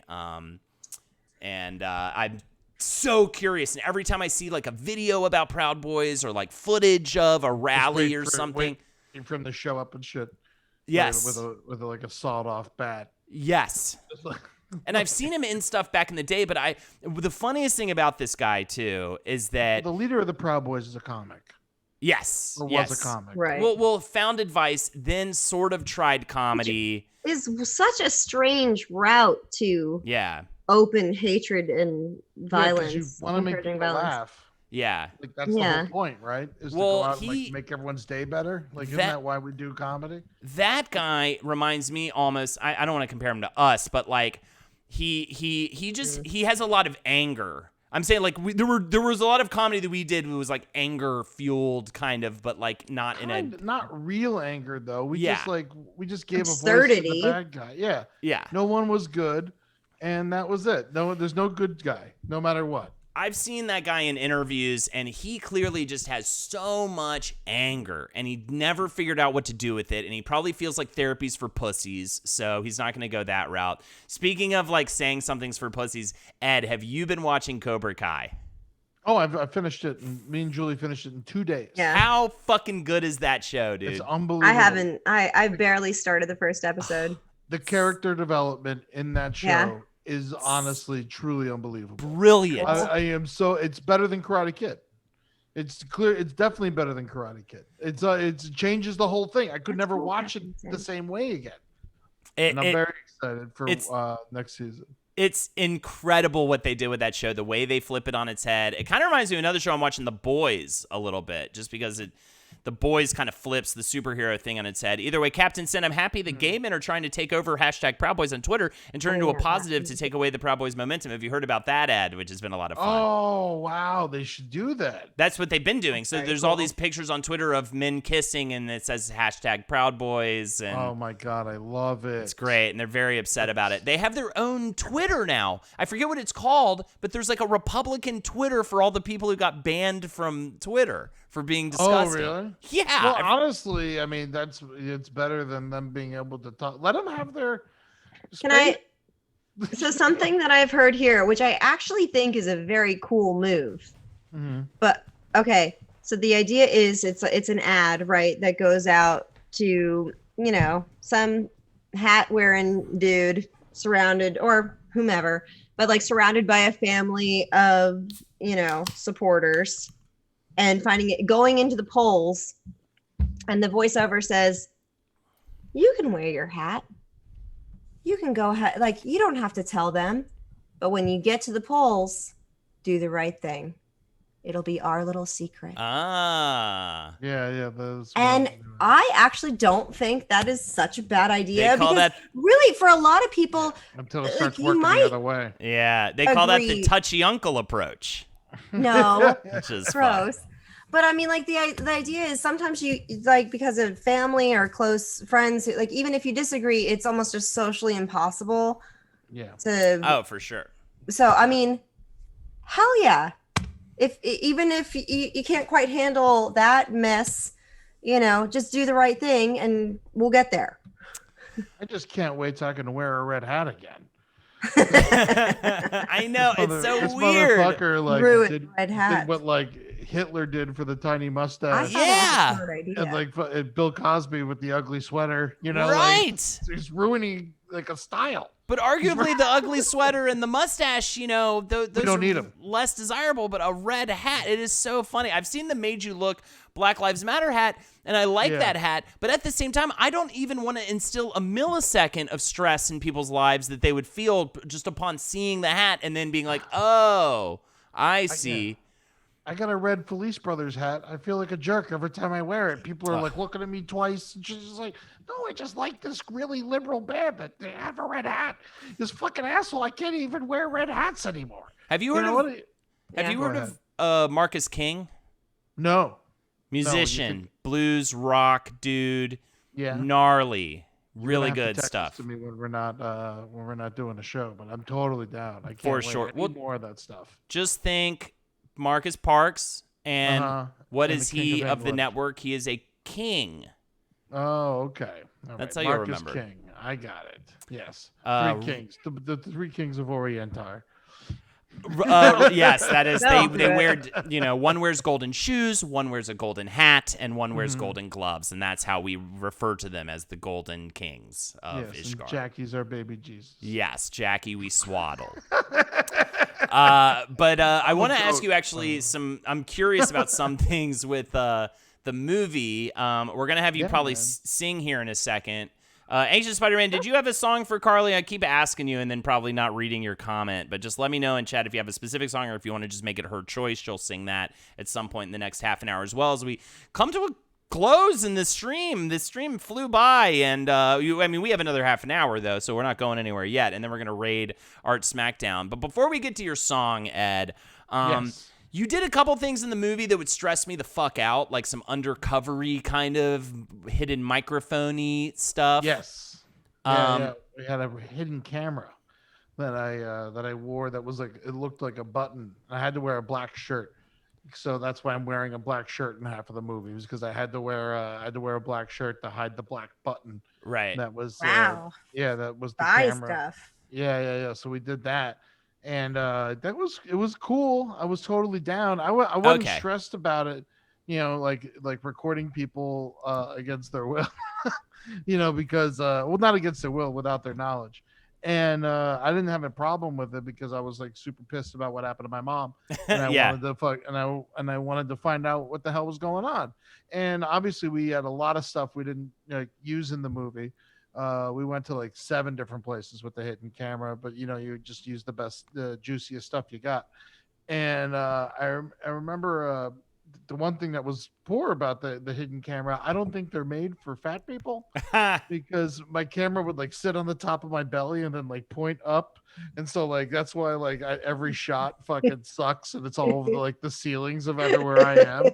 So if you're ever gonna do some hidden camera stuff and you're a little overweight, make sure you put it a button higher. That is funny. That's great. That's what I did, but it didn't stress me out as much as like, I just wanted, like, especially when I was going to Trump Taj Mahal, it like that, like, because pure hatred. This is before he was president. I literally, like, it was back then. He was running. Man, also the gift shop at Trump Taj Mahal, it was all like lock her up T-shirts and stuff like that. It was, and like the place was going bankrupt. We were the last people to get footage inside of there. The movie, our movie has the last footage inside of Taj Mahal that was ever aired anywhere. But while we were there, everyone was striking. Well, not striking, they were protesting outside because they had all been laid off. And Carl Icahn, who ran Trump Taj Mahal, Trump had his name on it, but he only owned like 10% of it. And it was really run by Carl Icahn, who's in the cabinet now. And he laid off 3,000 people and sold their pensions from out underneath them because their union sucked. And so a bunch of people who worked at Trump Taj Mahal in Atlantic City for 30 years, you're a waitress at Trump Taj Mahal for 30 years, you're only doing that for one fucking reason, and that's that pension, so you can retire one day. Right. And then all of a sudden you're 55 and the place gets sold and you get laid off and they told you your pension's gone and there's literally nothing you could do about it. I mean, that's fucked up. In Atlantic City, that shit was happening all the time. The Revel closed, like places are closing up and down Atlantic City because it's like a dying town, and they've lost like over 10,000 jobs in the last 5 years. And for a town with like such a low population, it really hurts. And like when you go to Atlantic City now, I mean, it's like I said in the movie, Boardwalk Empire, it's like nicer. The place is awful. Yeah. It is a run downtown. They never fixed it after Hurricane Sandy. And it's just like, there's like dogs in the street, and you go into a casino, and then like right across the street are 3 cash for gold stores. So like, it's like the moment, if you lose all your money, you can go outside and sell your wedding ring or your necklace for just a couple bucks, so you can go right back inside. It's the most predatory place I've ever been to. I've never understood the gambling thing. I've never understood the concept of like, I worked so hard all year so I could go on a vacation. I'm going to go blow all that money that I saved up playing, games. You know what I mean? It's just like, it's a thrill. It's like totally. It's a thrill I've just never understood. You know what I mean? I get drugs. I get roller coaster rides. You know what I mean? Like, I even kind of get firing guns off. You know what I mean? But like the gambling thing, I'm just like, I'm sure it feels amazing to like walk home with, $1,000 more than you had or this or that. But I just feel like it's so, the scam of it to me is so like in front of my face. Oh yeah. That like you got all extra money. I get it. It's fun. Yeah. But most people who go there don't have extra money. and they save up for years to be able to just gamble it away, like on their big Las Vegas trip. Crazy, and it's just like it's insane to me. It doesn't make any sense. It's crazy. And it offers delusions of grandeur. It's all like the search for fortune and glory. Yeah. And you don't even have a chance. They're like, if you had a chance, the building wouldn't exist. Like they wouldn't build the place if you had a chance. So it's like the whole thing's so fucked up. And the way they prey on people like with disabilities, when I was talking to a gambling counselor, Danny Danley out in Reno. She's a wonderful human being. If you are in Reno and you have a problem, go see Danny Danley, of course, Rosanna Dana's great niece, I believe. But she said the first thing she asks people is if they've ever been in an accident or if they've experienced any brain trauma, because and she's like 80% of the times they say yes. And so it's like this study that doesn't exist, but she's noticed over the years is she could definitely see a correlation between brain trauma and excessive gambling. Yes. And my mom had extreme brain trauma from 36 years of being a diabetic, because every time your blood sugar drops below a certain amount, you're going to get brain trauma. And it's not a big deal, but after 36 years, it takes this toll. And then I don't know if you guys remember, my mom wasn't exactly with it the last couple of years she was around, and so it was just, it was tough. Mm-hmm. And she just kept making the mistake, because one time it worked. And one time she made $15,000 right before we moved to New York. Gotcha. And that's how I was able to not work for the first month we lived together. Right. And so you're like, and then you're just going to keep chasing that dragon. April 5000 said, I get so weird with gambling. Like, I'll have my, this is gambling money stash if I go on a trip where it's a thing, but I get so stressed about it the whole time. My former father-in-law was constantly losing money doing it and caused so many problems because my ex-husband was secretly paying his bills. It's something that needs treatment, and I hate that we just let this happen. That's America, I feel like, summed up as a whole, especially with this pandemic and things like that. It's like, we know the solution, we know, or at least we know the problem, but there's just never any steps because it's making too many people too much money. So, so open the doors on everything again, because money's more important than lives. And let's not fix these clear fun. I mean, fucking cigarettes. You know what I mean? It's the same shit. It's like, just because these super rich people are getting so rich. I mean, you guys know all this fucking shit. Yeah. You're listening to me. I'm fucking a prick. I'm a fuck. You know are what I a mean? stinky I prick, got shit on my ass right now, dude. I let it sit there. I thought you said you didn't need a wipe. Jeez. I did earlier, but then I let a little trickle out. Just like this trickle down economics people keep trying to fucking shove in our throats. But you know what? I'm not getting a trickle of a turd from any of these fucking rich, fat, dumb prick fucks. Yeah, man.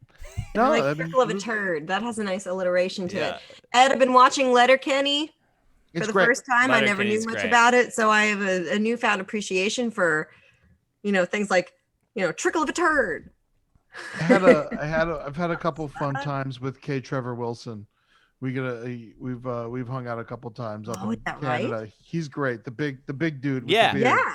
He looks like if you cracked him open, I'd come out. Yeah, the of Canada, like a Cadbury egg, but it's like a Cadbury Ed. He's so funny. Exactly, like a Cadbury Ed. That dude's so funny and so fun, and he's just down to hang and have a good time. And that's beautiful. I'm really enjoying the show. Yeah, and he's so sweet to his wife, and he's just he's honestly one of the kindest souls I've ever met in comedy. How'd you meet him? Montreal Comedy Festival. He's cool. Obviously he's a big deal up there. Well, I've never been invited to that festival, so I wouldn't know anything about that. Yes, so but he also, he's also in Letterkenny, so you know something about that. I actually, if it makes you feel any better, Holden, I've never been invited, by the festival. I've always been taken along to write. So that's so if that is any little solace for you. I did get to do a set there. I did roadie up there by myself one time. Nice. Really? Some random character show, and I fucking crushed. I just snuck on it at the last second. It was awesome. It was so much fun. I love it. All right, I guess we should go ahead and get a song out because we've got two to do. Picked. Do you want to just do yours? Well, how about we close with that song? Because it'll be a lot more, or it's a climactic, a lot more climactic with Ed here for his birthday and everything. And you have a good voice too. Yeah, but don't. Are you trying to underplay your karaoke delivery? Because you're karaoke king with the Hakuna Matata. That was one of the greatest performances of karaoke on this stream. Under the Sea got me more than Hakuna Matata. Oh, yeah, that was good. Under the Sea, I was in tears. Under the Sea.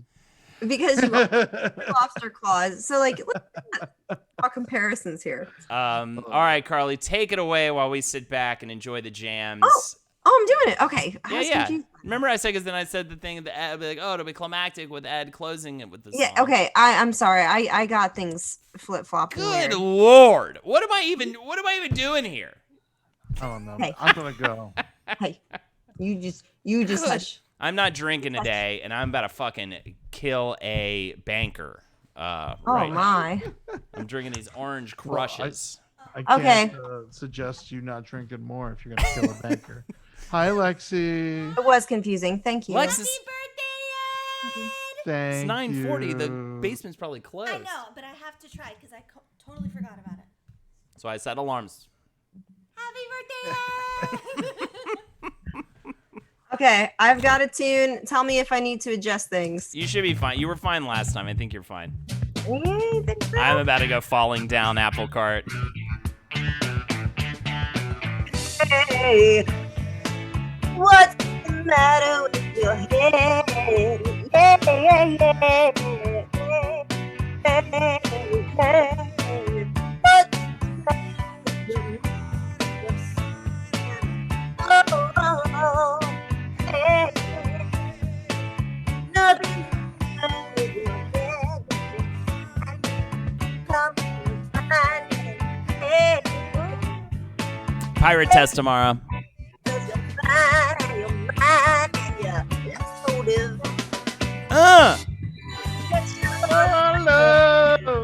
There it is.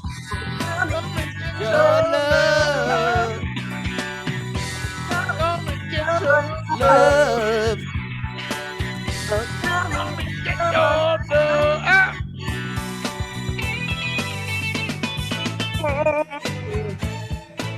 What's the matter with your feel right? Don't you feel right? Hey. Get it. All right. Find it. Find it.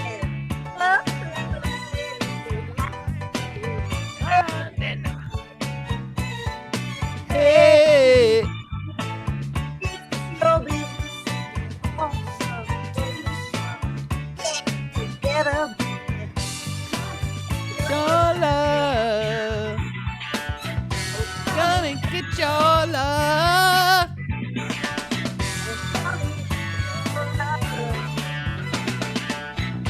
Gonna get your love.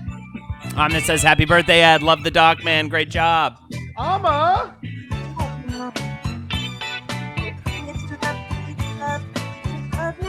Asian Spider-Man just says, Wu-Tang. You will find me in Sea of Thieves one of these days. Shoot that guy. Ju-Tang says Eddie Tunes. Very bizarre. Who's open? Wow, you got lucky as fuck.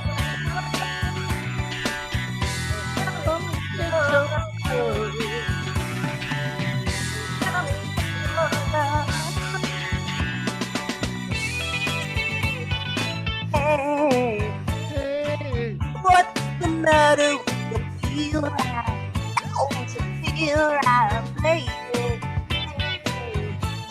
Oh, yeah. All right. Yo, what's up, the real Tucci? I think I know who that is. Good to see you. Shit.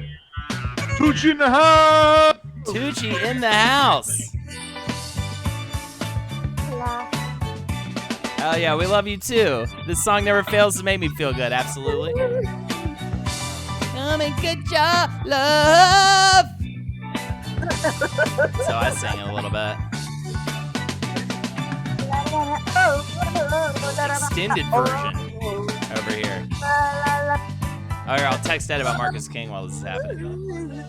Oh, never mind. It's over. That's All it. right. Woo!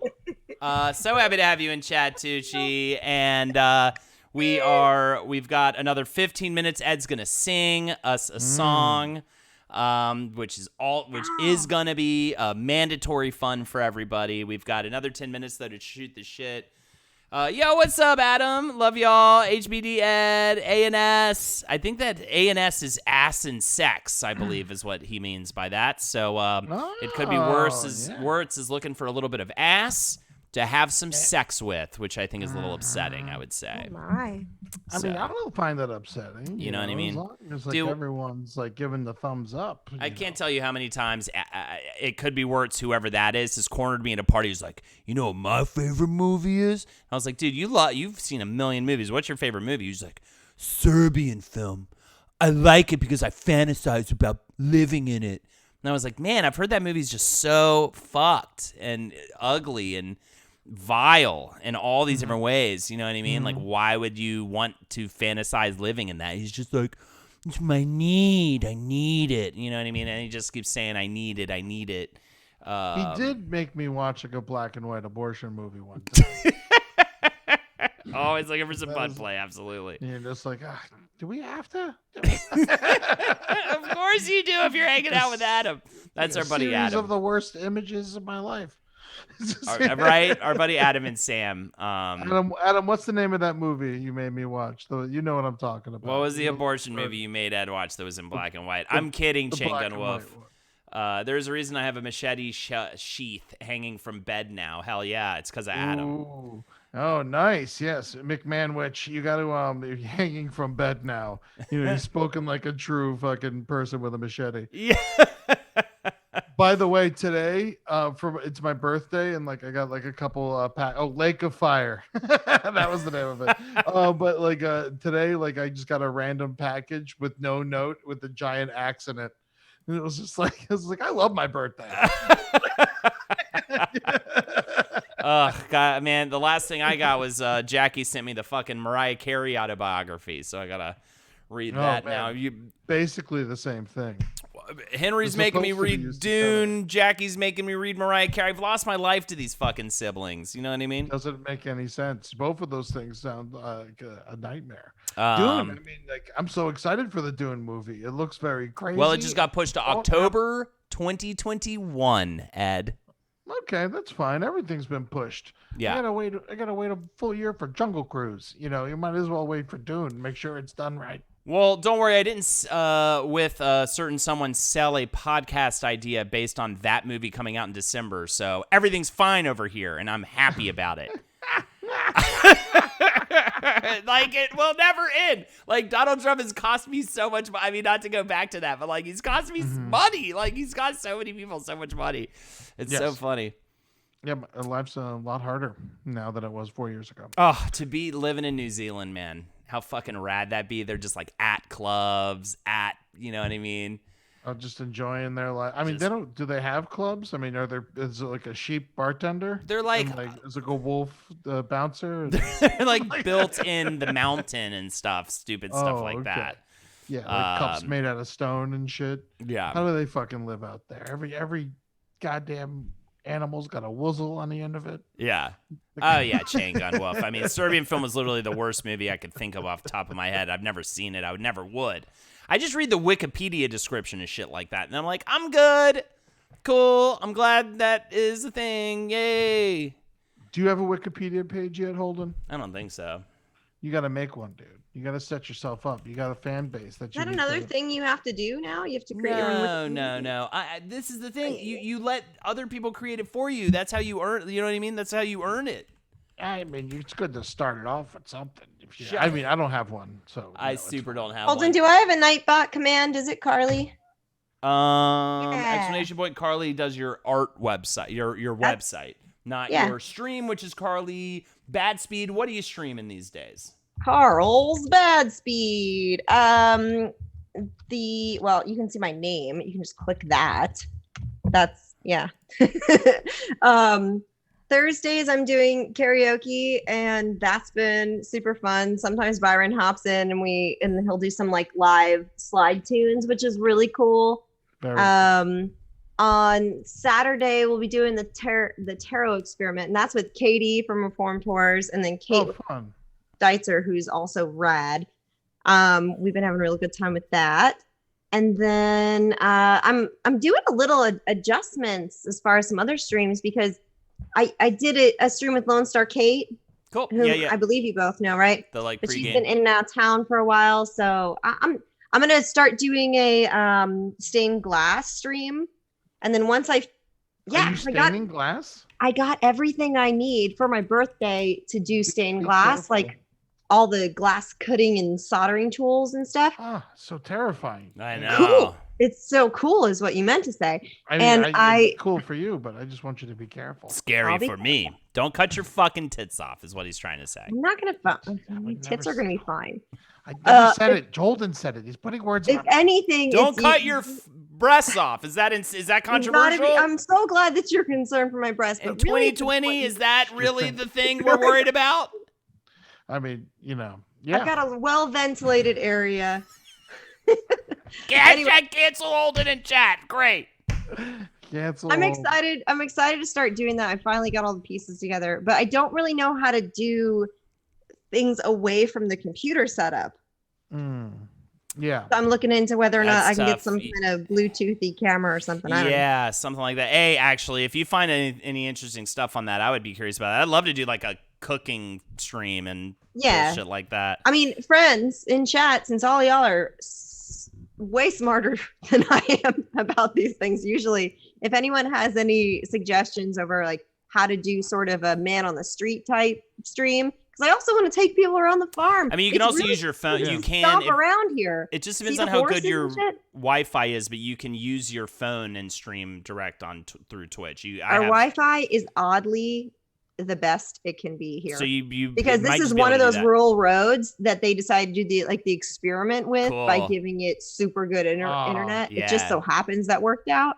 Damn. I didn't even consider that shit. I dropped like 4 phone calls today. That's crazy. I'm in the middle. Beautiful I can't get an apartment where I get a goddamn signal. That is scary. How much for money me. do I gotta pay a month for a fucking phone bill in the middle of one of the biggest cities in the world, and I can't? And I'm dropping calls.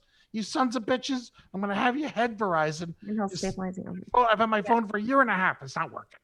So I guess it sounds like a cell phone is the way to do it, and like use the Twitch app, which I could do. Hashtag Holden is over party. All right, seriously. Also, what's your favorite sandwich from Dawson Rawl? Ed, what is your favorite sandwich? Well, today I good had question. a very good sandwich from Grimaldi's. No, Grimelia's. I don't know. I've only had it once before. I think Grimaldi's is a place. That's a Chicago spot. Oh. Grimelia is just an old fat bitch. Or I'm got thinking that of what Griselda tropical- from Cats. Memory. Mm. It was named after her. I love a good Italian sub. I'm a Jersey Mike's man. Hairball.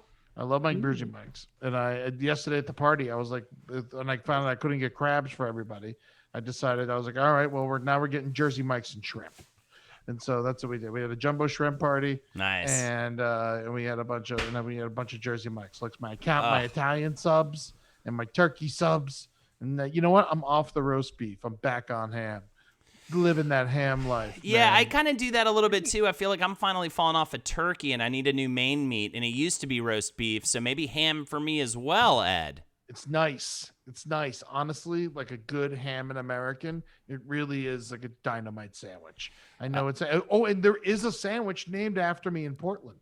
So if you live in Portland, you can get the Ed Larson Muffletta at the meeting place. Is So it go to bigger than meeting- the room? Oh my God, I wish. It better be. It's How do your 1,000. farts smell after you eat it? I've never had one, but I That imagine they're signature hearty. smell? Yes. They're starting the call, so I have to give it to him. 2, 3, 4. We are the jumbo shrimp. Here to play a game. Oh! And Ed, I think it's time for you to do your song, and then What am I singing again? Baby, You Got What I Need by Biz Markie. Oh, Yeah. okay. Yeah, that yeah. sounds good. And now, do I have to find this, or do you find this and screen share it? So you're going to pull it up on YouTube. You're going to look up that song and then just write the word karaoke. There's no way there's not a karaoke version of that particular song, especially on YouTube. Then you're going to share your audio with me, and I'm going to walk you through that. And it's going to be like teaching a dog how to write and read, but I'm going to try it anyways. Okay, so let's hope. You might have to keep experimenting, though, Holden, because there were some folks in chat who said they didn't hear it. I think, actually, my advice to you countered went against me. Where I think if you're too heavy on the mic, it was actually blowing it out. It was overloading the microphone, and I think that's where we got the warble. So I think now you have it really well balanced. You can sit back and, like, you don't need to be, like, right up on, you know what I mean? Because if you get right up on it, it blows it out. Oh, it's Just a Friend is the name of the song. Just a Friend. Sorry, I should have done my due diligence there. What was the restaurant in Portland, Ed? It is called The Meeting Place. Meet as in MEAT. And it's right outside of Portland. So go get your Ed Larson muffaletta. All right, so I got it pulled up. Now what do I do, Holden? All right, you're going to click the share screen button at the bottom of your Zoom window. Sharing that screen, baby. And then now I'm in the YouTube, Google Chrome. And then hit share screen and then go to advanced. Advanced. And then music or sound only. Music and sound only. Yeah. Cool. I got that. Yeah. All right, now share. Yep. And now you're sharing and you should be good to go. All right. And so Just a Friend by Biz Markie, done by the great Ed Larson. Let's I do have to it. My own intro. Coming at you. That one, by the way, was tried to date, but a year to make love, she wanted you to wait. Let me tell you a story of my situation. I was talking to this girl from the U.S. nation. This The guy way had that all I these met. words in it. Yeah. That's karaoke. I'd also turn down your desktop a little bit so we can hear your mic a little bit better. All right, turning down my desktop. Or the YouTube, or the YouTube sound or whatever. Oh, they only have lyrics videos, not karaoke. Really? Oh, maybe this one. Maybe this one works. Taurus, thank you for the host. How is that with my voice and the music? Sound good? Yeah, much better. Biz Markie, baby. I've seen him once before. He's fucking big. You know. Oh, yeah. I saw him DJ a set at the Brooklyn Bowl after Sun Ra. That shit was wild. He's got a big underbite. He looks like a country bear. Taurus says, hi, Ed. Hi, Holden. Hi, Carly. What's up, Taurus? Thank you for the host. Oh, so this is just the karaoke version. No lyrics. No lyrics? That's it. You know what? Whoever gave you this $10, you might have to give it back. I'm doing Blueberry Hill. Okay. Do it. All do right, whatever you want. I don't care. I'll do Just a Friend on my next stream. Don't worry about it. Yeah. Blueberry Hill, everybody. Turn down. All right, cool. This is great. Is that better? Yes. Blueberry Hill. So in the style similar. of Fats Domino. Yeah, it's still the big fat man. That is true. Yeah, baby. Oh, yeah. Coming in. I get all my berries. You know where I get them? Yeah. I found my thrill on Blueberry Hill. On Blueberry Hill. When I found you, yeah, the moon stood still. On Blueberry Hill. Until my dream came true.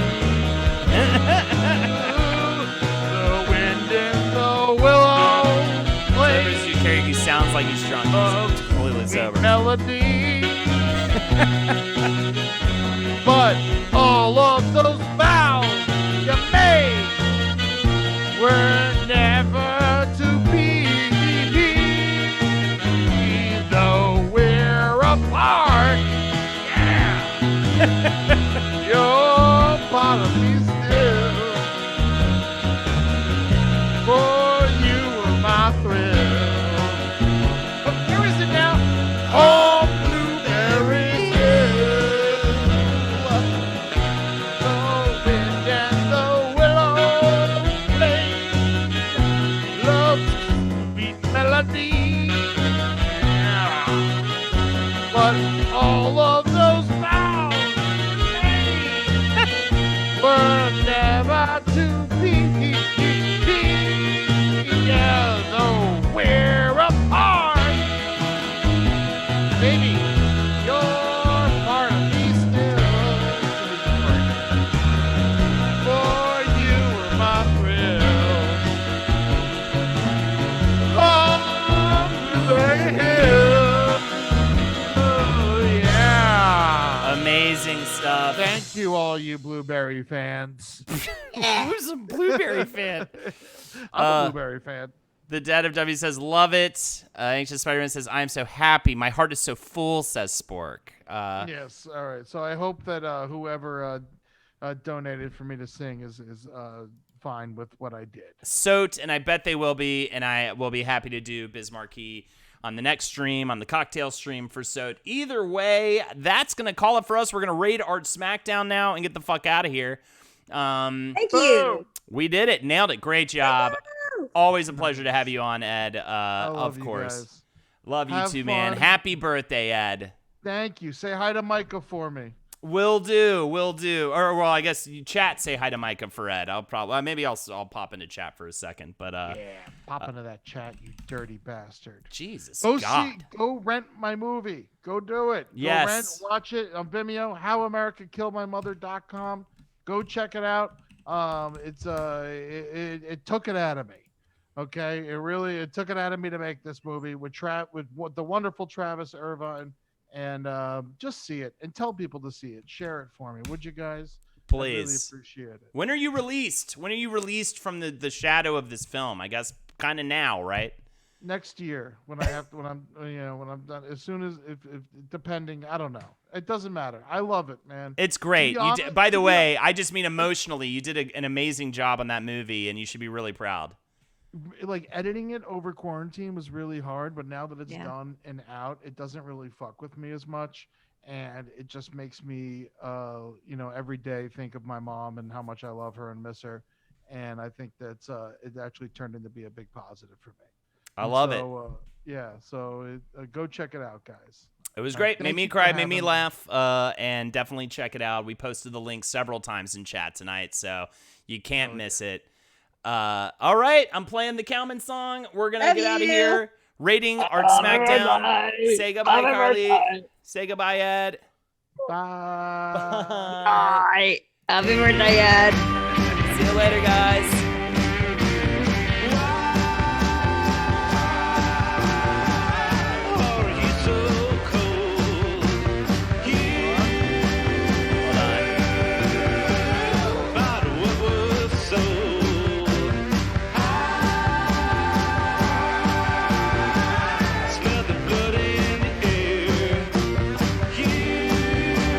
We're almost off.